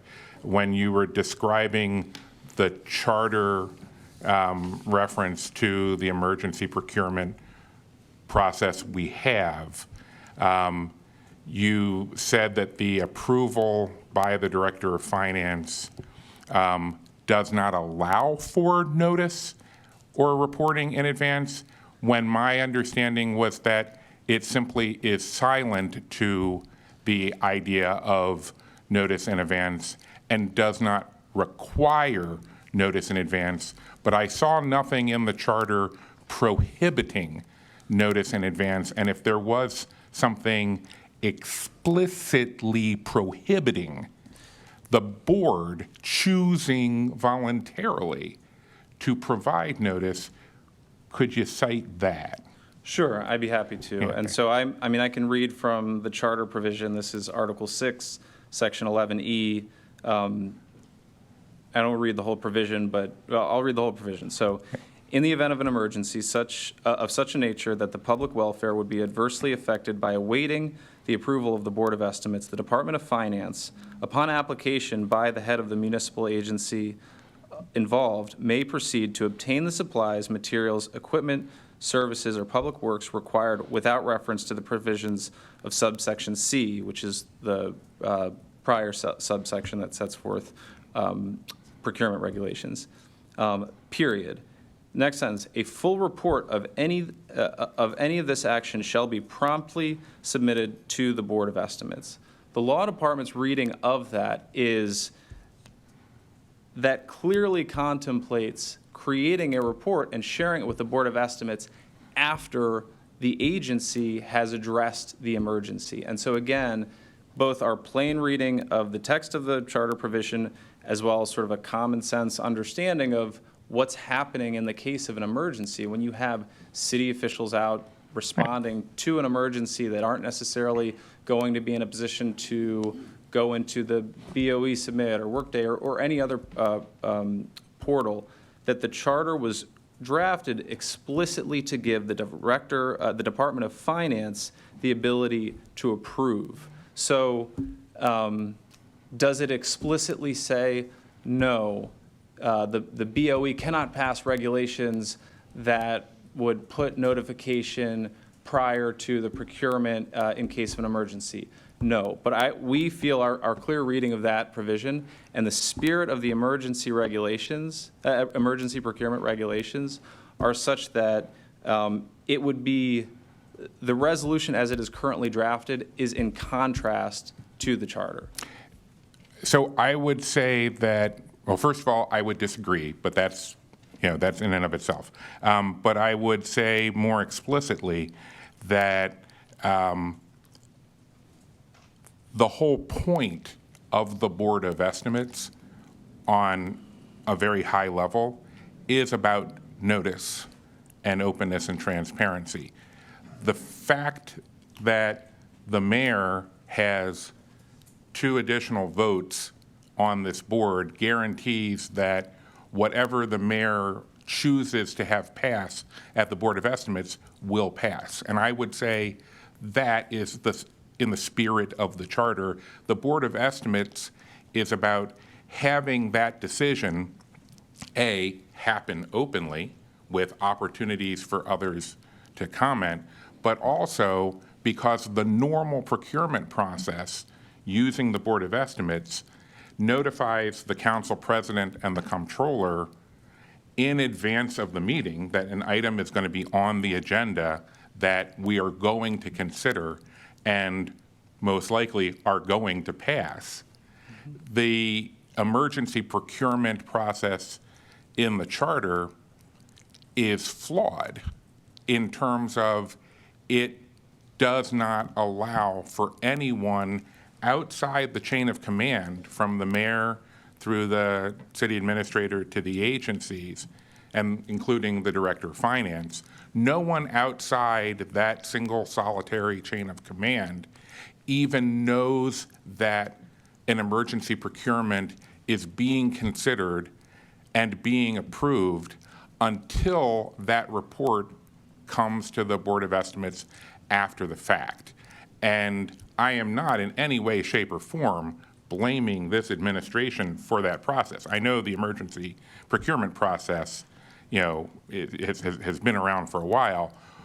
The reason we raised this issue is because it has become clear that there is the opportunity through the emergency procurement process to effectively subvert the notice and openness and transparency aspects of the Board of Estimates, because if no one else is told that an emergency procurement is being considered in advance, we don't know to look for that report to ever show up at the Board of Estimates. We are right now waiting on reports for emergency procurements that happened more than a year ago, which we do know that they exist because, and this is why I stressed to the city administrator, this is not a personal thing in terms of concerns about this particular administration and how they handle emergency procurements, but given the technological opportunities now available to us through either Workday or BOE Submit, we have the capability to ensure forever that no administration ever has their own personal definition of what's an emergency, and they choose to do an emergency procurement entirely behind closed doors. And maybe the Board of Estimates is notified after the fact, and maybe it's not. We will have no way to tell if we are going to get a report if we are never notified that this item was being considered. Well, Madam City Solicitor, I'm sure you want to comment. Thank you, Madam VP. Mr. Comptroller, we 100% agree with you in alignment on the notification and the importance of it. The other part of the charter, where the spirit of the charter, we believe, speaks to us moving the government and keeping government moving, keeping it active. And what the administration is in support of and what the law department is in support of is, while adhering to and being consistent with the charter, not having to sacrifice any inconsistencies with the charter, but also adhere to the notice provisions that we all are in agreement are very, very important. And I would like to just respectfully request that instead of us, when we have this disagreement on the reading of the charter, we all agree on the fact that years before you get notified of an emergency procurement are absolutely, that's not what we want to do, that we don't believe that adheres to the spirit of the notification. And the administration, the mayor is in support of stating that by the next BOE, that you will be notified, so that the cutoff for that, it's no longer this 6-month period, this year's period. You'll get the notification, and then supporting that you'll have a full report within 45 days. I think this is language that, if you would, because you do have the votes to defer this item. I know that everybody here is in agreement to that, where we could defer it. We could actually just make those amendments to your existing resolution, as opposed to waiting for the administration to have to start it over. And we could have something that's effective, that's as soon as September 20th, so that we can adhere to this. I want us to remain consistent with the charter. That's our requirement. But I believe it achieves the same goals of ensuring that by the next BOE, you will be notified. You will have a full reporting of 45 days. And we are stating that, the administration is stating that on the record. And that will be part of your resolution. It will just be a few amendments, and you'll get exactly what we all want in terms of notification without sacrificing the inconsistencies with the charter, sir. I'm sorry if I've forgotten this from a year and a half ago. Does the charter explicitly say that the Board of Estimates will develop rules and regulations to govern its operations? Because my recollection was that the previous city solicitor acknowledged that the charter was silent to the concept, and that since it was silent to the concept, that allowed the Board of Estimates to do so if it wished. Yes, sir, but we're saying that a full report. But I'm saying that the... No, I'm agreeing with you. Okay. And what I'm saying to you, though, that the spirit of the charter is for us to keep moving. So if we are differing on a matter of, you're saying at the same time as opposed to the next BOE, for us to sacrifice potentially voting this down, having the administration come up with their own, I'm just respectfully asking. It's not that you have to agree to it. I'm just saying Yeah. that what we're requesting in this resolution is that when an agency head reaches out to the Director of Finance to ask for an emergency procurement,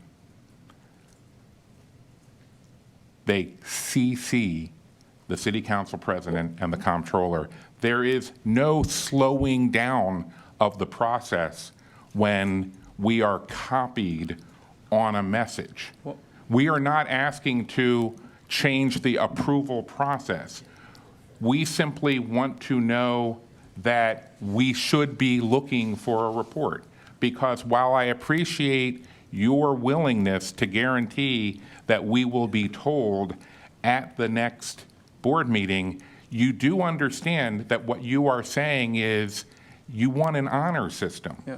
No, sir, I'm asking for us to actually put it in your existing resolution, sir. I'm asking for us to defer this item, put it in your existing resolution, so that instead of this, where you're saying you would be notified at the same time, we just say that the notification will be at the BOE. It will still be in the same resolution that you're proposing. But notification at the Board of Estimates after the emergency procurement has been approved is my point. That's the issue, is you want to tell us after you've done it. And while I'm trying not to impugn any current individual's honor, what you're asking is to continue a process where you have the legal authority to approve expenditures completely behind closed doors and simply report on it after the fact. And respectfully, Mr. Comptroller, that is exactly what the charter says. I know, and that's why I totally get the fact that the charter process is flawed in this regard.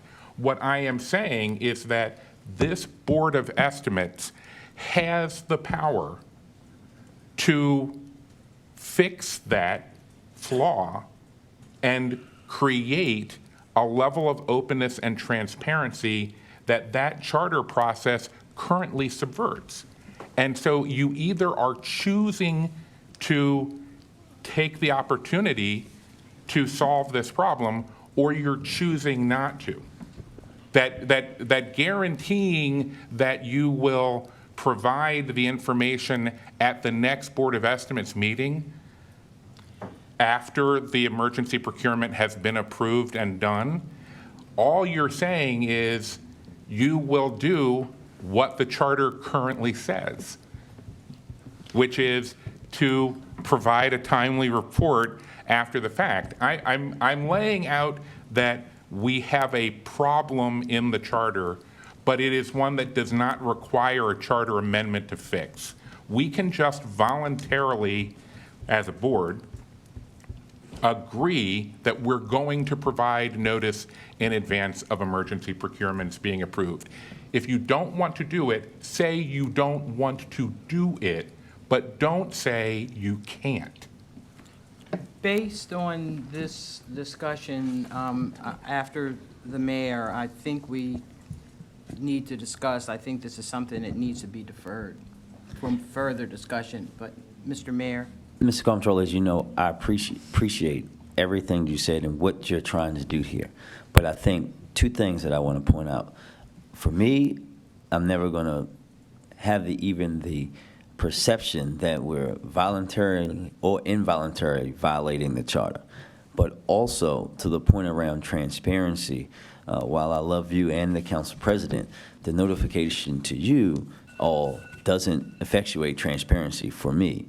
Notification to the public at the BOE in a much more rapid fashion than has ever happened is where I think we would get the transparency. But I think the Council Vice President's point of trying to have further discussions is a good one, because I don't want to vote this down. I do think that we have a lot of things that we agree on. I know that you're not attacking my integrity at all, and I know exactly what you're trying to prevent, because we know the history of the city and BOE and what has happened here and how that ended up in cases and all these other things in the past, and how that could, when we're gone, happen again. We know exactly what you're trying to prevent, and we want to try to figure out ways to come together to prevent that without having the solicitor and the law department and all the other folks whose job is to keep us out of trouble from violating the charter, looking at us like we're doing just that. Is there anyone else that has any questions? And I'd like this deferred. A motion? Motion, yes. Thank you. Yes, a motion to defer.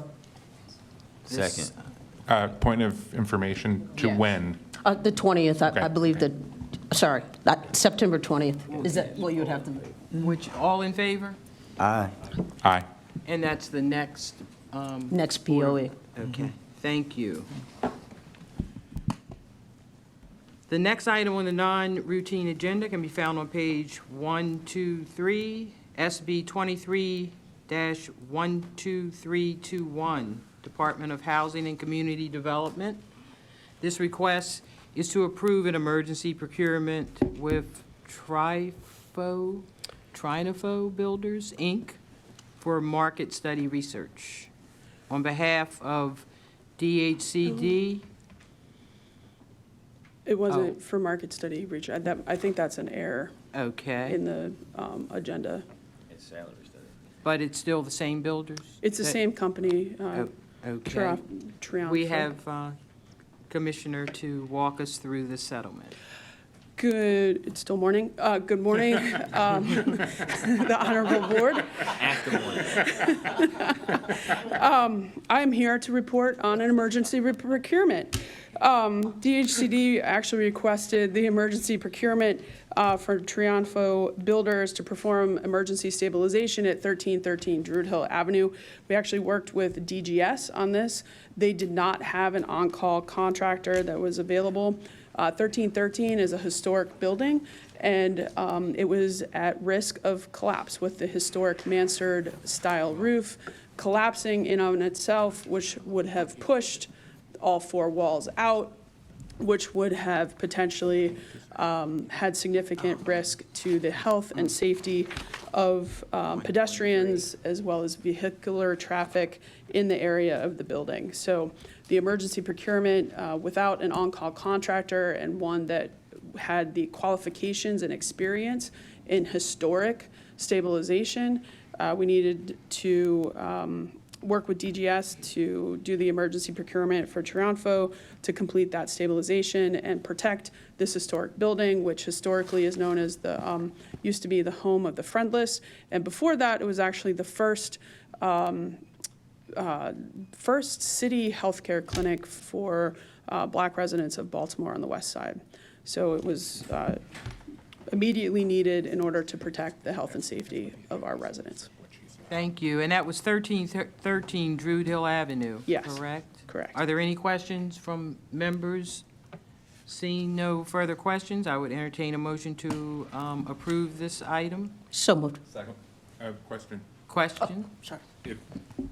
If this is an emergency procurement report, right? Yes, So it's already been done. it's been done. So we're not approving, we're noting Okay. this. Just noting that. We're Thank- noting, Okay, so this is noted. it is now noted. Thank you. Excellent. Moving on to the next item on the non-routine agenda can be found on pages 198 through 237, and that's SB 23-12673, Department of Human Resources, regarding Department of Public Works. This request is to approve position grades and to create new grades for the Bureau of Water and Wastewater.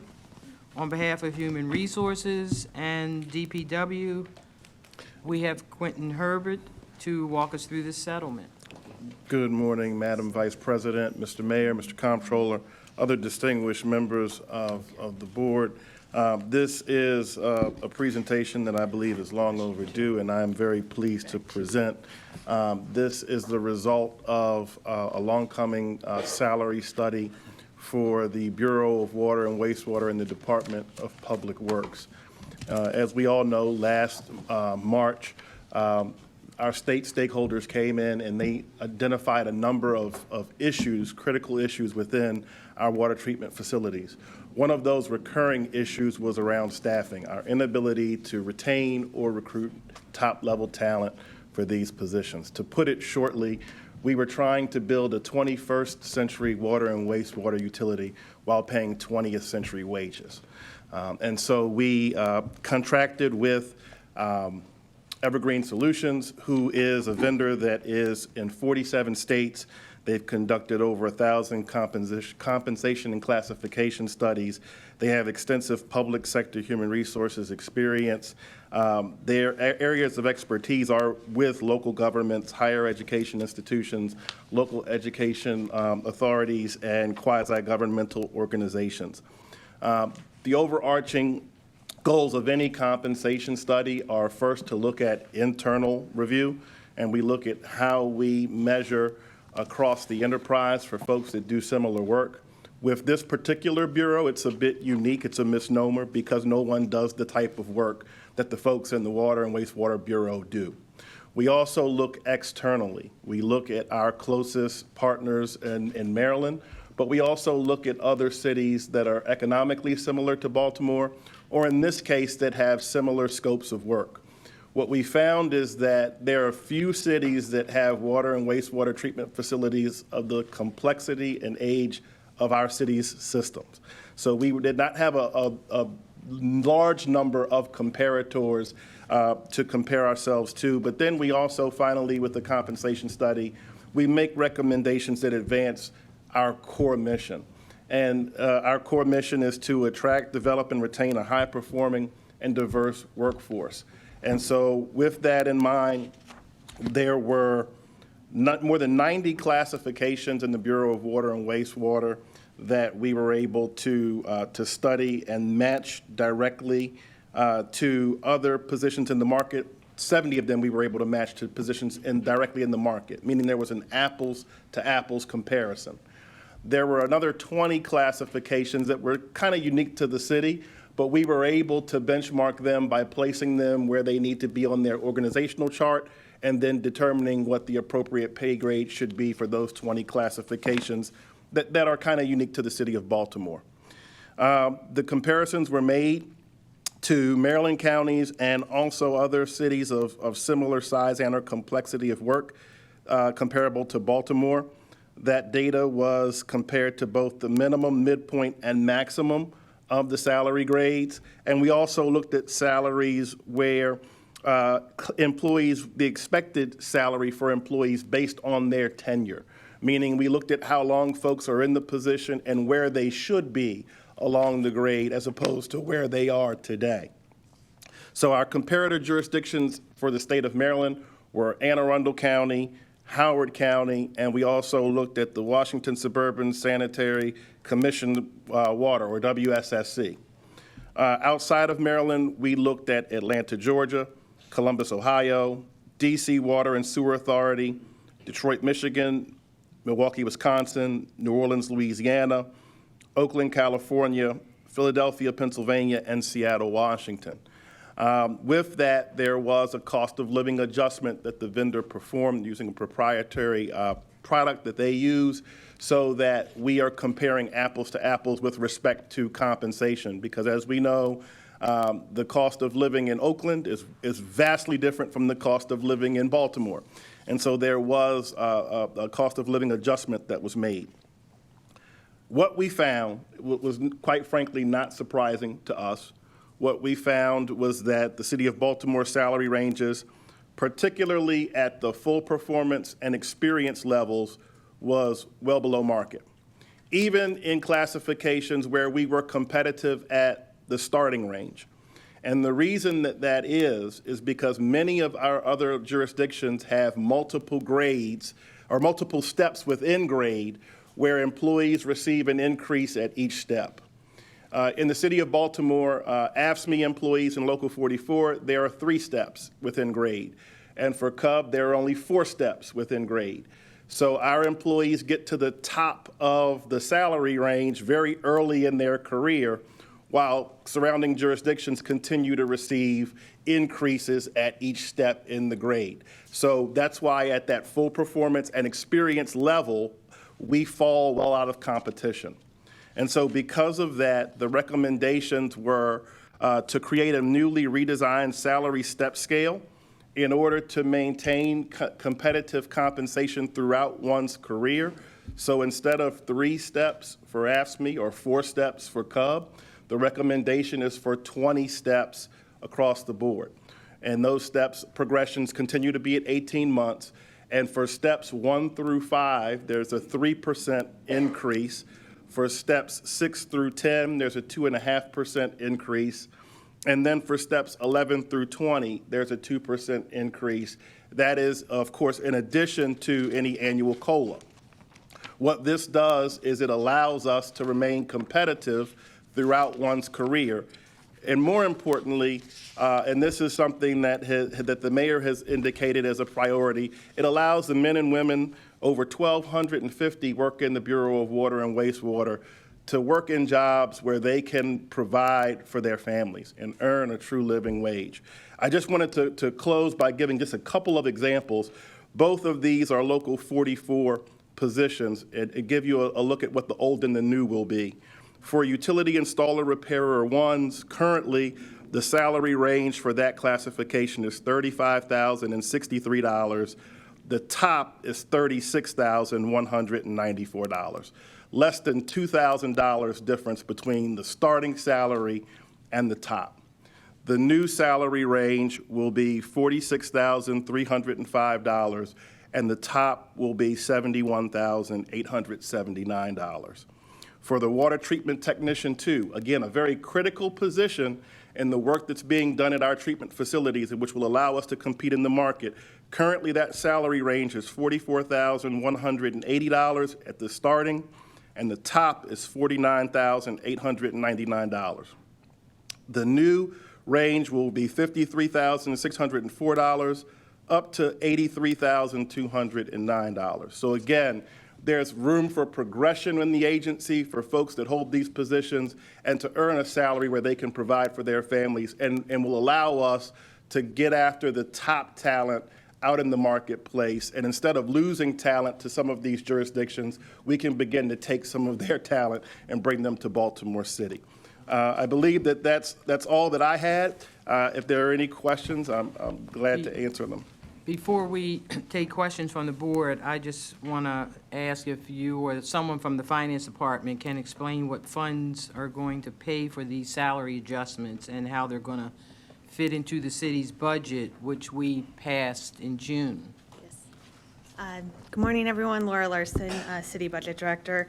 Working with colleagues in DHR and DPW, we were able to identify how these costs would be accommodated in the fiscal 24 budget. So as Director Herbert said, the estimated cost of implementing the initial upgrade is about $15 million. So in fiscal 24, DPW intends to fund that increase through three sources. The first source is funding that they had set aside in their budget for planned personnel actions. So knowing this salary study was coming, they did set aside some funding, about between $7 and $8 million that will cover a portion of the costs. They are also, in addition to the work that was happening with the salary study, going through a staffing study to look at what the optimal staffing levels should be for the Bureau in order to align authorized positions with service levels. And so we do anticipate that there will be potentially positions that will be eliminated because this is one of the bureaus where we have one of the highest vacancy rates in the city right now. And so we will be looking at eliminating some of those positions that are no longer needed. And then finally, DPW anticipates that they are going to see increased collections by way of implementing their some reforms within their customer service and billing unit. And so between those three actions, that gets us to the $15 million that would be needed to fund the study. Should any combination of those assumptions not come to fruition, we have identified other items that DPW would look towards within the water and wastewater budgets in order to realize the necessary savings. That would likely come from pulling back on some contractual services that the Bureau is currently using in order to fully cover the costs. What we'll see in fiscal 25 is DPW will present a budget that reorganizes these expenditures to properly account for the cost of these new salaries. One of the things that I will note, the $15 million is that initial lift to get people up to these new salaries. You know, there is a little bit of to be determined in terms of what these ongoing costs are going to look like as people progress through the salary study. We are working, BBMR and DHR are working together to really figure out how we can model those costs on an ongoing basis because, you know, as our more senior employees retire, they are replaced with individuals with lower seniority, and so there is some natural savings that we'll be able to realize. And I do think that that is something that could be a model that would be quite impactful across all positions, even outside of this case that we're doing here. So based on the information that you just presented today, can you confirm that you do not expect that these salary adjustments will be the cause or associated with supplementary appropriation request later this fiscal year? At this time, I believe that the appropriations in the fiscal '24 budget are sufficient to cover the cost of the study. So at this time, no, I do not believe it will require supplemental action. Thank you. Mr. Mayor. Thank you, Director. Thank you, Director. Before, I have some other comments, but first question, Director Herbert, remind me the last time we had looked at the salaries for these positions and made some significant changes to them? Significant changes? Yes. It would have been well before my tenure. You got year range? Mr. Mayor, I think it would have been at least 8 years or so that there was a study that adjusted those positions. There were also smaller looks at those and requests to look at certain classifications that may have resulted in sort of modest adjustments, but significant increases, it's been quite a while. Thank you.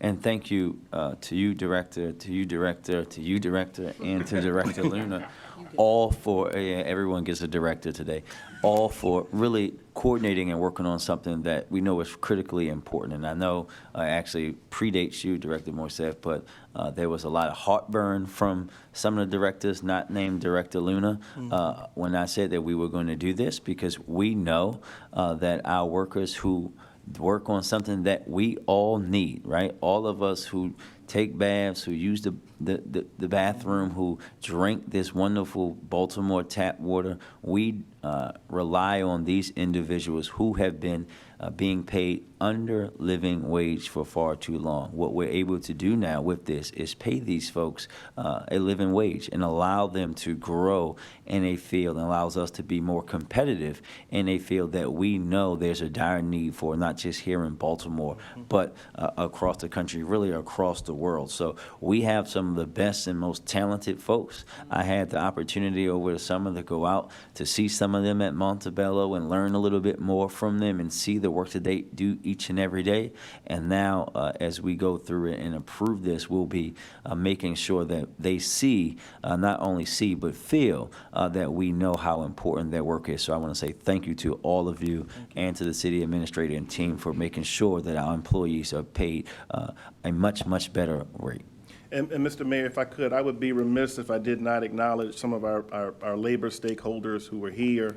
I want to really lift Trevor Taylor and Arthur King, who have worked with us and have been at meetings and have provided great impact, not only on this study, but on our CDL initiative. And Mr. King is actually a CDL holder and has been helping us with our recruitment efforts as well. So I would be remiss if I did not acknowledge the hard work that they put in the partnership in bringing this into fruition. Thank you for your work on this, and yes, we'd like to hear from you. Okay, we'll be real brief. Good morning. My name is Trevor Taylor, Vice President of ASME Local 44. I am here today on the behalf of President Ms. Dorothy Bryant. We want to thank the entire Board of Estimates, especially Mayor Scott, Controller Henry, City Council how would you pronounce it? Council Vice President, Mrs. Middleton, and also, of course, she's not here, but the Labor Commissioner, Ms. Moore Carter, for their support in funding this city water study recommendations. This study comes about because of our previous negotiations with the city also. We fought for the study for the water department because we knew of the dire staff and how pay needed to be significantly increased. We is pleased with the results that were shared from us by DHR Director Herbert back in April, and we wanted to work to ensure the implementation. Additionally, we look forward for the results from the citywide study due this fall that we are also bargaining. Together we can improve the rebuild of our city. You have our partner with ASME Local 44, and we look forward to working the city to get the city back in task. Thank you. Thank you for your comments, and thank you, Mr. Mayor, and the whole team for recognizing the need of the salary increase. And this is, I just want to mention how this is just a little special moment for me, that this is really like the first time I actually vote on something for ASME with a person very dear to me that was such a hard advocate for that organization and for Baltimore City is now enjoying his wonderful life, and that's Mr. Middleton. And on that note, I want to entertain a motion to approve this. Second. All those in favor of approving this item, say aye. Aye. All opposed, say nay. This item is approved. The next item on the non-routine agenda can be found on pages 283 and 284, SB 23-12322, Department of Human Resources. This request is to approve an emergency procurement from Evergreen Solutions LLC on behalf of Human Resources. Again, thank you, Honorable Board. Quentin Herbert, Director of Human Resources. Again, this emergency procurement report is for the contract with Evergreen Solutions for the more broader study that was referenced by Mr. Taylor. The city had a contractual obligation to look at a number of positions. The traditional procurement process would have taken us well outside of the agreement, and we would have been in breach of that contract and most likely would have faced a class action grievance. I was able to work with the Department of Finance to get the emergency procurement and also work with our Labor Commissioner's office to communicate those steps with labor, and was able to push back any grievance or unfair labor practice to allow us to get the vendor started on the work, which, fingers crossed, should be completed by the end of this month, which we will be sharing with the administration, with our stakeholders in finance, once that work is completed. Any questions? I would entertain a motion to approve. So moved. All those in favor, say aye. Aye. All those opposed, nay. This item is approved. The next item on the non-routine agenda can be found on page 291, SB 23-12871, Mayor's Office of Infrastructure Development. This request is to approve a consulting professional service agreement with Ernst & Young LLP for financial advisory services. And again, this agreement is with Ernst & Young LLP for financial advisory services. On behalf of MOED, we have. Good morning, Madam Vice President, Mr. Mayor, Mr. Controller, honorable members of the Board of Estimates. I'm Matt Garbark, the Director of the Mayor's Office of Infrastructure Development. The item before you today is the second of two contracts for non-construction financial advisory services. This is with EY. The first contract was approved by the board on August 2nd with a firm named Hyatt Brown. These contracts are going to help the city evaluate alternatives, financing options for large and complicated real estate and facilities projects. The city has very little experience on these types of projects, so having expert support is going to be critical as we evaluate projects that are extremely large and extremely complex and complicated that can't be financed through traditional and existing methods. This is intended to be expire in June 30th, 2024. There are no extensions or renewal options for this, so this is intended to be a one-time contract.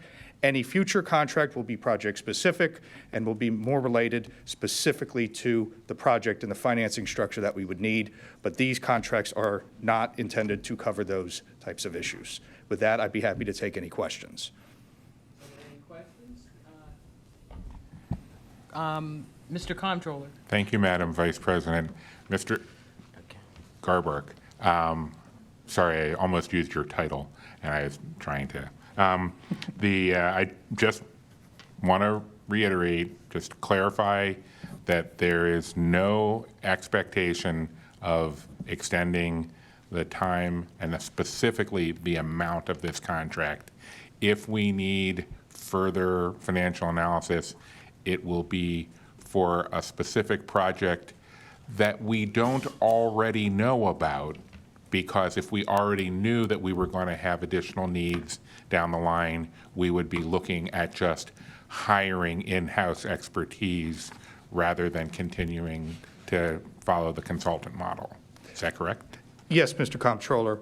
Regarding some larger projects, when we actually get into structuring the financial package, there will be financial consultants as part of that who help to bring in that capital package. That is what I'm talking about with Okay. additional contracts, but that would be through any of the project financing and construction and contracting method. But you are correct, this is intending to be for this period right now. Anything in the future for new projects, for new issues, will be a separate contract. Great, thank you very much. Mr. Mayor? Thank you, Director. And I just want to reiterate, I know we talked about this at the last BOE, that we have 2 contracts to do this. We know that many of our city buildings are well past their due.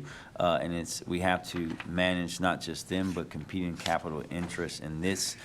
The help of our financial advisory contracts, we can really conduct the cash flow necessary to make sure that we are meeting all of the city's goals and needs, but also really organizing things in a much more efficient fashion that we have in the past under your leadership. So I just want to say thank you as we continue to be good stewards of all taxpayer dollars. Thank you. Thank you. Seeing no further questions, I would entertain a motion to approve this So moved. item. All those in favor of approving, say aye. Aye. This item is approved. Oh, I'm sorry. Any opposition, say nay. This item is approved. The next item on the non-routine agenda can be found on page 327, SB 23-12330, the Baltimore City Information and Technology. This request is to note a report on emergency procurements that occurred during the COVID-19 state of emergency. On behalf of procurement, who do we have to walk us through this settlement? Thank you. Actually, good morning. It feels like good evening, I know, I'm sorry. Vice President Middleton, Mayor Scott, Comptroller Henry, members of the board. This is for SB 23, Adam Manny, I'm your Chief of Procurement. Let me start there, and I will pull this forward. This is a bundle of 3 emergency procurements for BSIT. The first was for Interpersonal Frequency, LLC. The vendor was ordered a contract from the January 15th of 2018, and it expired on January 14th, 2023. A new contract was in the process of being negotiated. The new contract would not be ready for the BOE prior to the expiration date, and the request was for a 60-day extension and an additional $50,000 requested to keep the critical service continuing before the new contract award. The second one was for Encapsulate LLC. This was a request for a customer resource. This is the system. They support the 311 system and the hosting of that, and continue to provide support and services during the interim period again, while negotiations continued on with a new sole source contract. The contract supports the 311 customer service, agencies citywide and constituents and visitors of Baltimore City, and ancillary public safety communications as a workflow management system. An additional $873,899.92 in funds is needed to contract with Encapsulate to avoid suspension of the critical system. The last but not least is Motorola. This is, again, Motorola Inc. This is for the 800 megahertz system, and this is a sole source. And this is a mission-critical support system that supports 911, the 911 system, BPD, fire, and other agencies, radio, and ancillary public service safety systems. This was, was informed that the contract was not submitted prior to the correct. The city was in jeopardy of mission-critical services being suspended. This started back in September 30th of 2022. A 9-month emergency contract was effective from October 1st, 2022 through June 30th, 2023 was needed for the continuation of the services until the BOE I lost my place here, sorry about that. Approves of the managed services contracts for the new Motorola agreement. The extension agreement is for 9 months to continue the services for additional funding of $437,895.67 as requested. And again, the services are mission critical. And I will answer any questions. If not, I think there might be somebody from BSIT if you had more technical questions on it. Are there any questions from members of the board? Seeing no questions, I would entertain a motion to approve. So moved. Noted. Oh, I thought this was. Okay, sorry, this is noted. Item noted. Thank you. The next item on the non-routine agenda can be found on pages 378, SB 23-12319, Police Department. This request is to approve emergency procurements with different vendors. Once again, on behalf of procurement, we have someone to walk us through this settlement. Good morning, Honorable Mayor, Comptroller, and Madam Vice President. My name is Charlotte Graham. I'm the Chief Financial Officer from the Baltimore Police Department. We had 6 emergency requests. 3 of those items equated to $2.7 million, and they were funded through a 1-year grant for the SAP funding, and they all required construction. Those 3 items were a new modular facility at our gun range. Our previous facility was dilapidated. This was a big consent decree item. We also had soundproofing for our crime lab. There was hearing issues with the employees that were by the office, had offices by the had offices by the range, and so we needed to soundproof that. Again, that was SAP funding. And in addition to that, we also had high-density shelving that was put in place for the homicide unit. As soon as the BOE approved that grant, we put these requisitions in, but since they all required some form of construction, we had to get an emergency so that we could get those items procured before the liquidation period so we could use the grant funding. The other 3 items we had a justice tracks item. This item was, a requisition was put in before Workday, but when we transitioned to Workday, a new requisition had to be put in, which delayed this, and we had to turn to an emergency so that the services could continue. And Justice Tracks is an information management tool that's used in the lab so that the forensic scientists can look at data and trends and things like that, so it's quite critical for them. And in addition to that, the 2 other items were uniform items. And we had to extend those contracts for uniforms. We're actually in the process of changing the way we have our quartermaster. We're in the bid process right now for a just-in-time delivery system so that we can outsource the function of the quartermaster and not have inventory. So while we go through that process, we had to extend those current contracts. And I'm happy to answer any questions that you might have. Are there any questions from members of the board?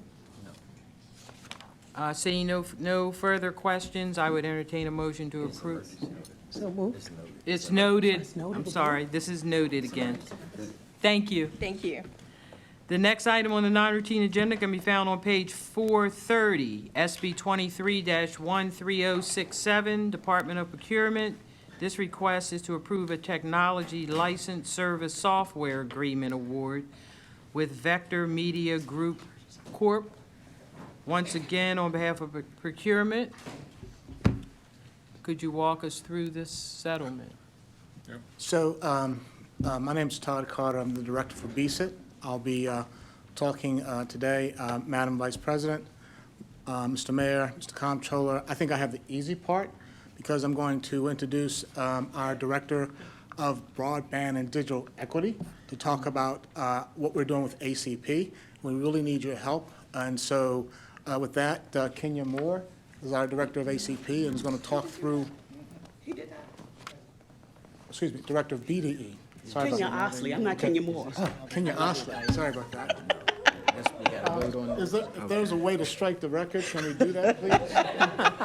'Cause I don't want anyone. Unfortunately, the record is the video of the meeting, so. There's no rewind. I'm watching Housewives of Atlanta. Okay, so, good morning.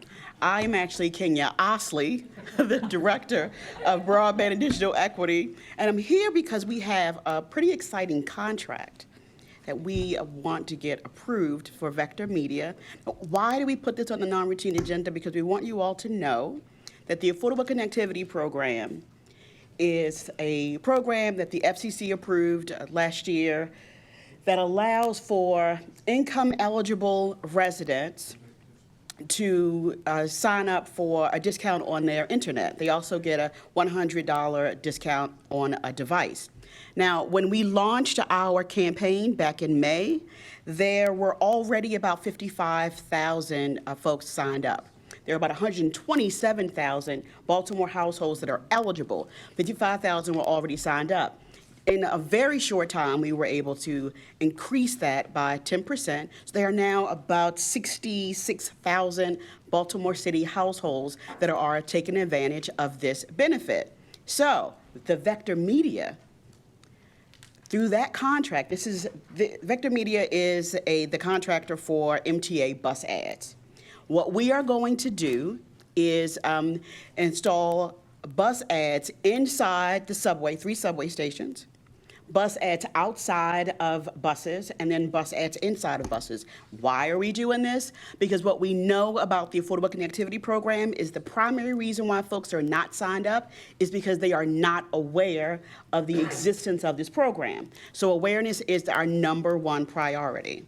So through this contract, we will be able to broadcast the existence of the ACP all through Baltimore City, but primarily because we're very thoughtful in choosing the bus routes. There are 13 zip codes that are in our target area, and all of the bus routes that we selected are in these target zip codes. So this is, in essence, the Vector Media. And Kenya Moore will now take questions if you have any.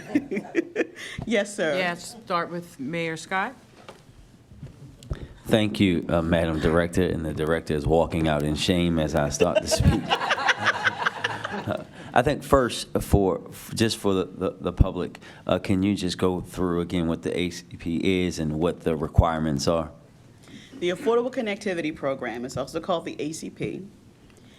It's a discount program. It allows income-eligible residents to get $35 off of their internet bill. Now, this $35 comes from the federal government. And in Maryland, you get an additional $15 off of your internet bill. So you can get $45 off of your internet bill.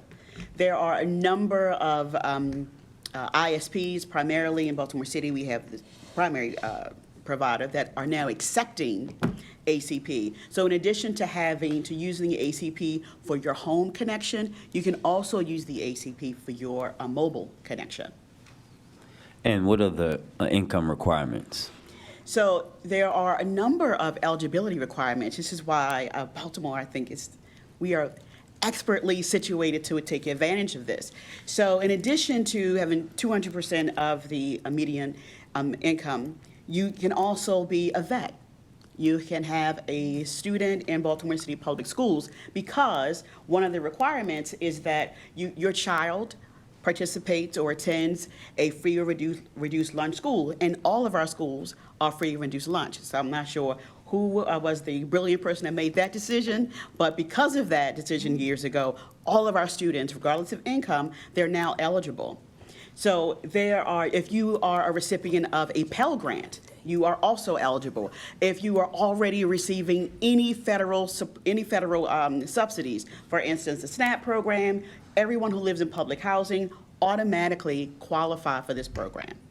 And in addition to the discount on your bill, you get $100 off of your a device that you'd like to purchase. And I'd like to just shamelessly plug that we got 30,000 devices to give away by December. So we are going to be able to support our residents even further. Thank you, Madam Director. And I think I asked you those questions just because I know we have members of the media here. We need to push not just the advertising on the buses, but push this as much as possible. And we know that 10% growth in that small period of time is big, but we want to have all hundreds of thousands of folks signed up as quickly as possible. We know how, and no one knows better than you, how much accessibility and affordability to high-speed internet is an issue in our city and cities like ours, which is why the federal program was created. But we also know that we have to leave no stone unturned in trying to make sure that people know about this, because in the world that we live in today, as I often say, having internet is like having running water. You have to have it in order to live fully and be able to thrive fully in the world that we live today. So I want to say thank you to you, Madam Director, and to you, Director, if you're still here. Yeah, he's in the back, for your great work, and thank you all again for being at the back-to-school rally, where we were able to give out some of those laptops inside book bags. People were very pleased to see that, and we know that we're going to be doing a lot more to make sure that there is access to affordable, high-speed internet across the city of Baltimore. But I just wanted to raise it up and say thank you all. This is a great, great thing, and I know the comptroller is going to highlight something in just 1 second, so Director, don't go anywhere. Mr. Comptroller. Thank you, Madam Vice President. Well, first of all, no one in the room is ever going to be happy as I am to see Ms. Osley with her own microphone. I appreciate the fact that we had this opportunity to learn more about the program. Director, I was once told in a gathering where I had misremembered a coworker's name that this is why we have employee recognition awards.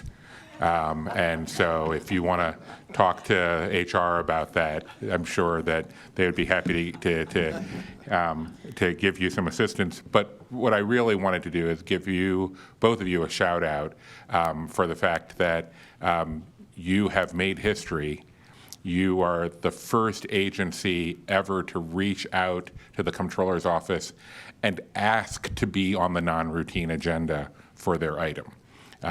Normally, agencies quiver in their boots when told that they are going to be on non-routine, and on the occasions where we encourage agencies to ask to be on non-routine, they normally demur. They normally, ask to not do so. And so I really appreciate the fact that you are taking advantage of this public gathering as a way to further promote incredibly important information. So thank you. Thank you. Thank you very much. Thank you. Thank you for your work on this. And seeing no further questions, I would entertain a motion to approve. So moved. All those in favor of approving, say aye. Aye. All those opposed, say nay. This item is approved. One other point. On the 20th, we will be back for the billboards. So, more to come. And if you turn on your radio, you'll hear the ads on the radio. Thank you. The next item on the non-routine agenda can be found on pages 386 and 387. SB 23-12622, Department of Procurement on behalf of the Department of Public Works. The request is to approve a consulting professional services agreement extension with HomeServe USA Corporation. A statement of opposition was received from the SOS Fund. And once again, we have DPW to walk us through this settlement. Good morning, ladies and gentlemen. I'm Paul Sand. I'm the acting bureau head for Department of Public Works Bureau of Water and Wastewater. Before I talk a little bit about the HomeServe, just wanted to thank you for the salary survey approval. Thank you for your confidence. Thank you for your belief in us. As I can speak for the 1,000+ employees of the bureau. Thank you for investing in us. So with that, we have the HomeServe RFP and the contract which we had advertised. That contract was to extend or continue services for policy coverage on the water and wastewater replacement program and on the basement backup program. That I understand there has been some kind of dispute on that award. We are reviewing that now. But I'm here to answer any questions that you may have. Are there any questions from members of the board? And we'll start with Mayor Scott. Thank you, and thank you, Mr. Bureau Chief. Can you walk us through, we understand that there is another contract with another vendor, the timeline in which we think that we'll be able to get that out and resolve, because we know there's a statement of opposition about home serve, but my understanding is that DPW is already Yes. in agreement with another vendor to perform the service. Yeah, we'll be advertising another request for proposal. Yep. And that should be out shortly. Quite frankly, the RFP is really to promote the program. There is no financial responsibility for the city or for the Bureau. But we are planning on putting that back out rather shortly. And questions from Mr. Comptroller? The only question I have is a logistical one, but I think you may have answered it when you said there's no direct financial connection. So even if the city should contract with a new company, since we're just contracting to promote them, that doesn't mean that if somebody is currently a home serve customer and is happy, they have to switch. Correct. Okay, all right, that's all. Thank you. Thank you. Thank you. At this time, I would recognize the SOS Fund to speak to their state of opposition. Good morning, everyone. Good I'll keep morning. it simple. Home serves, the city promoting home serve service is deeply problematic because home serve service to the residents is subpar. So for example, in August of last year, on a property I own, I got a water bill that said a property that we only use as our office space used 70,000 gallons of water in 3 weeks. Home Serve sent out not one, but 2 plumbers and found nothing. So either DPW's billing is baloney, which many people would say is the case, or Home Serve has plumbers, is sending plumbers in the name of this city promoted program out to residents' homes that don't know what they're doing.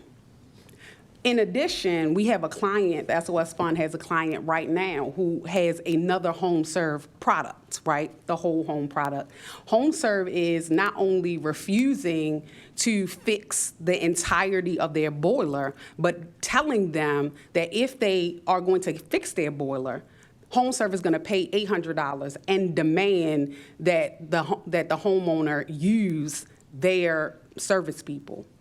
So if we just look at those 2 instances, and I'm sure there are others if we did a search, the city certainly should not be advertising Home Serve when they're going to give city residents poor service. And so that is what our opposition to the Home Serve contract is. Even though there is no financial cost to the city, the residents are bearing the responsibility for dealing with these issues that are supposed to be dealt with by Home Serve contractors. Thank you, Mayor Scott. Thank you, and thank you, Nika, as always, for your leadership. But I just wanted to make sure that you heard that DPW is actually actively looking to put out an RFP for other I did. vendors. All right, thank you. I did. Thank you very much, ma'am. No problem. Thank you. Any other questions or comments? I would entertain a motion to approve. So Is moved. there- Yes. Second. All those in favor of approving, say aye. Aye. All those opposed, say nay. This item is approved. The next item is a walk-on request. SB 23-13168, Department of Procurement on behalf of the Baltimore Police Department. This request is to approve a technology license. Wasn't that what Was Charlotte it- already did? This is another one. This is another one. This request is to approve a technology license service software agreement awarded with Benchmark Solutions LLC, also known as Benchmark Analysis.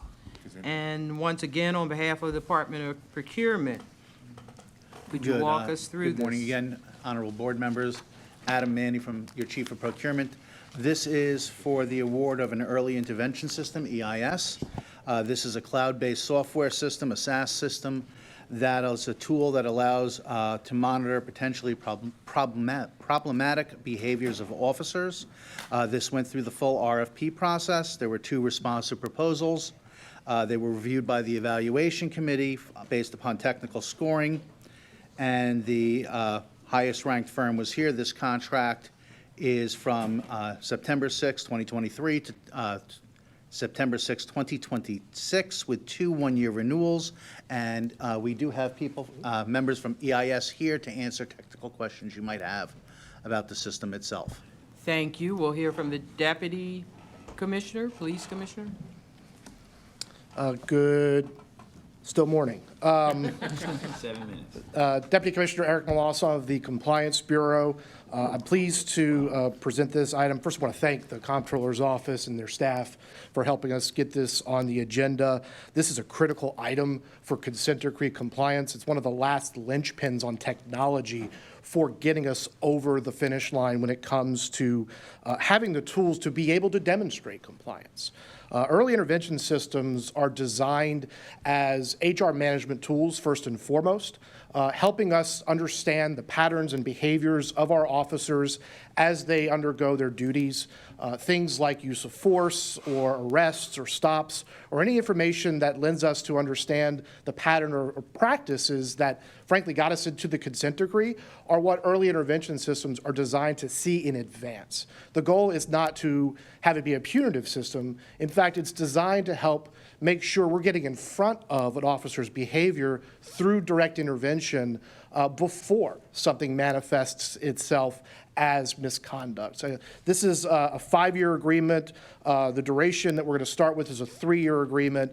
The implementation cost is about $250,000 in this, with a subscription model that lends itself to how the vendors are using this technology. Again, this is a best practice being utilized across multiple jurisdictions in the country.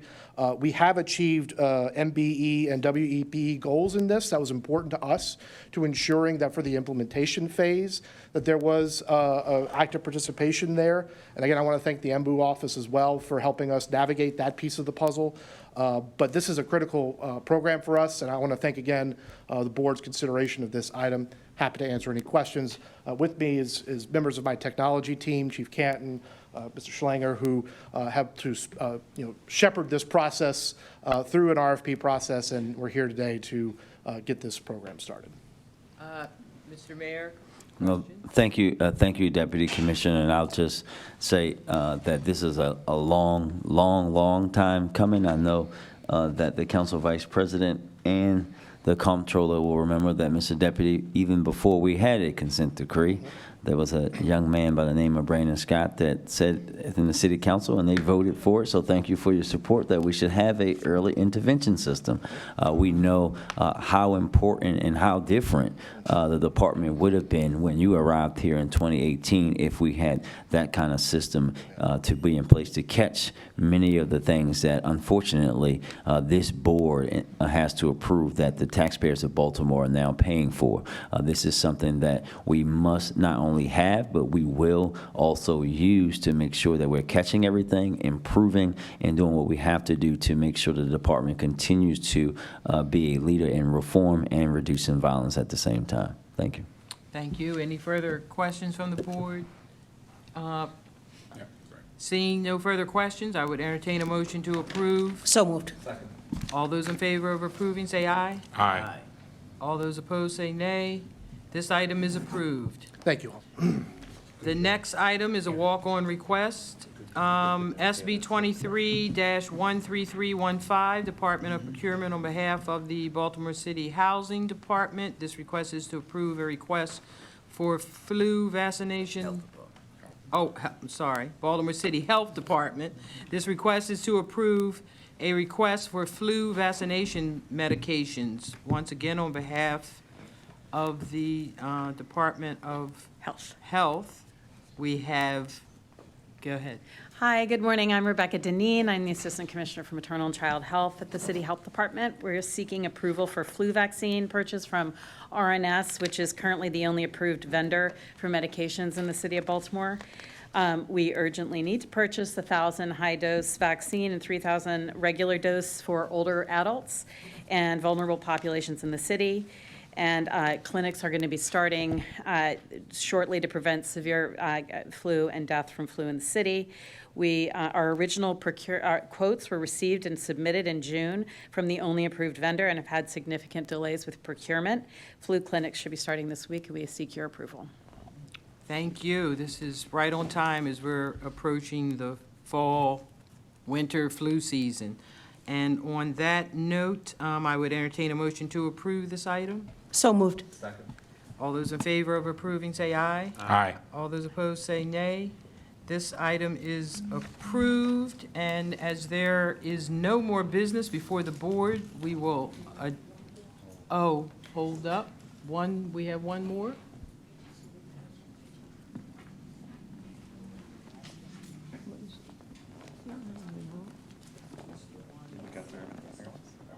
That was deferred. Everything's done. That's, they're all done. Okay. There was one item we deferred. Right. Again, as there are no more business before the board, we will adjourn. The next regular scheduled meeting for the Board of Estimates will occur on Wednesday, September 20th at 9 a.m. I thank everyone for tuning in. And Baltimore, stay safe, and of course, we love you.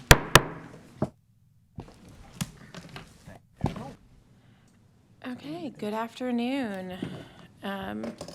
Thank you for joining us, and apologies for the delay. We had the longest Board of Estimates agenda ever this morning, and this one of the longest meetings in memory. I'm Casey Kelleher, Director of Policy and Communications, filling in for the clerk, Celeste Amato, as she is on her only sanctioned vacation. And we'll start with our bid openings today. First, we've received 4 addenda.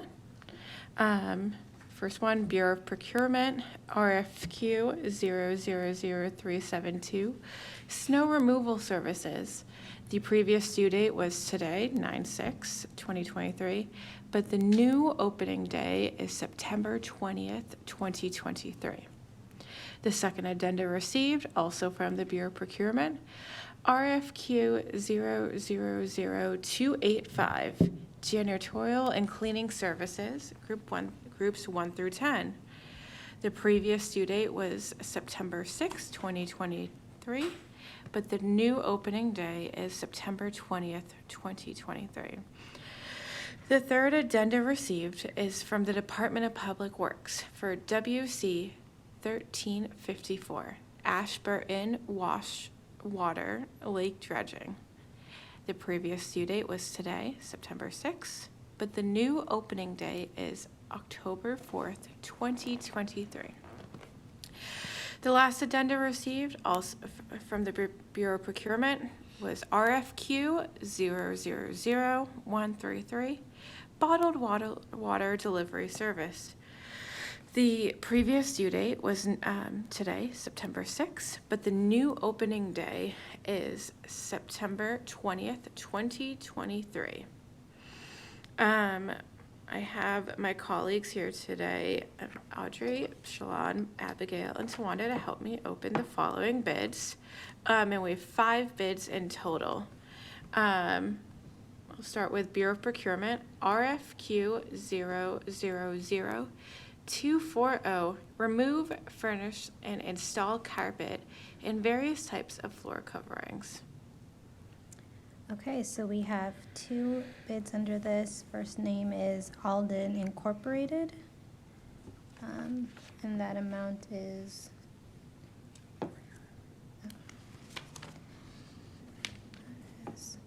$1,487,516.00. Can you repeat that and just a little bit louder? Sorry. Sure. It's better. 1,487,516.00. Okay, thank you. So that first, oh, and keep going. The second one. The next one is JD Carpets Incorporated. And that bid amount is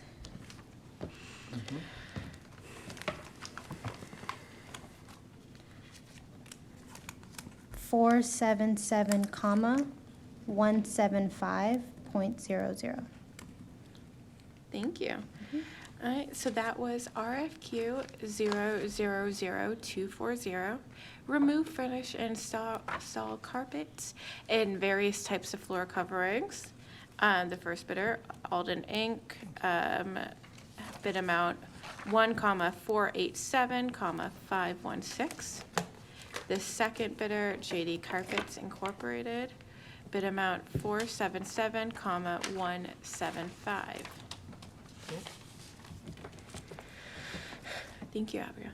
Our second bid for today is from the Department of Public Works, WC 1397, Montebello Filter Controls Upgrade.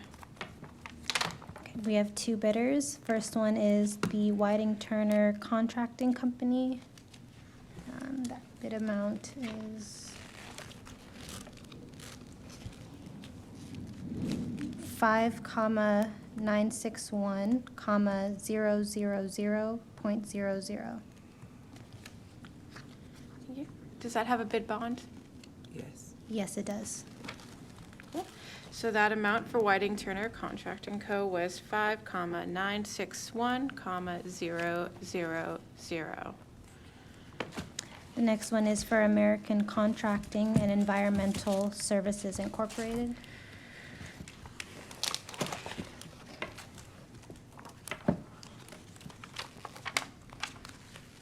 That bid amount is 4,684,000.00. And does that have a bid bond? Yes, it does. Cool.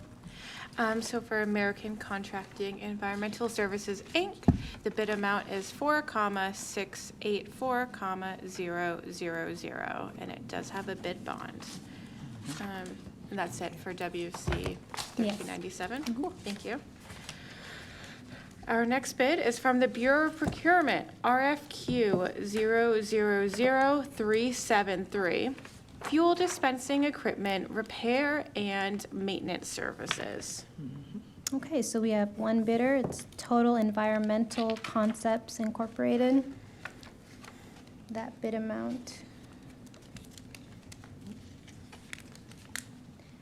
$56,325.00. Say that again, 60. Okay, this is a, hold on 1 second. It's right here. Look on the next page. Page 11, B11, the next page. Oh, okay. So strike that. It's $127,125.00. All right, so I'll read it back to you. For Total Environmental Concepts Incorporated, we have one bid, for $127,125. That's correct. Thank you. All right, moving swimmingly. Oh God, I think this one's gonna be a big one. Bureau Procurement, RFQ 000374, towing services. And we have one bidder, I believe. Yes, that is correct. It's Miles Towing. Great. Let me see.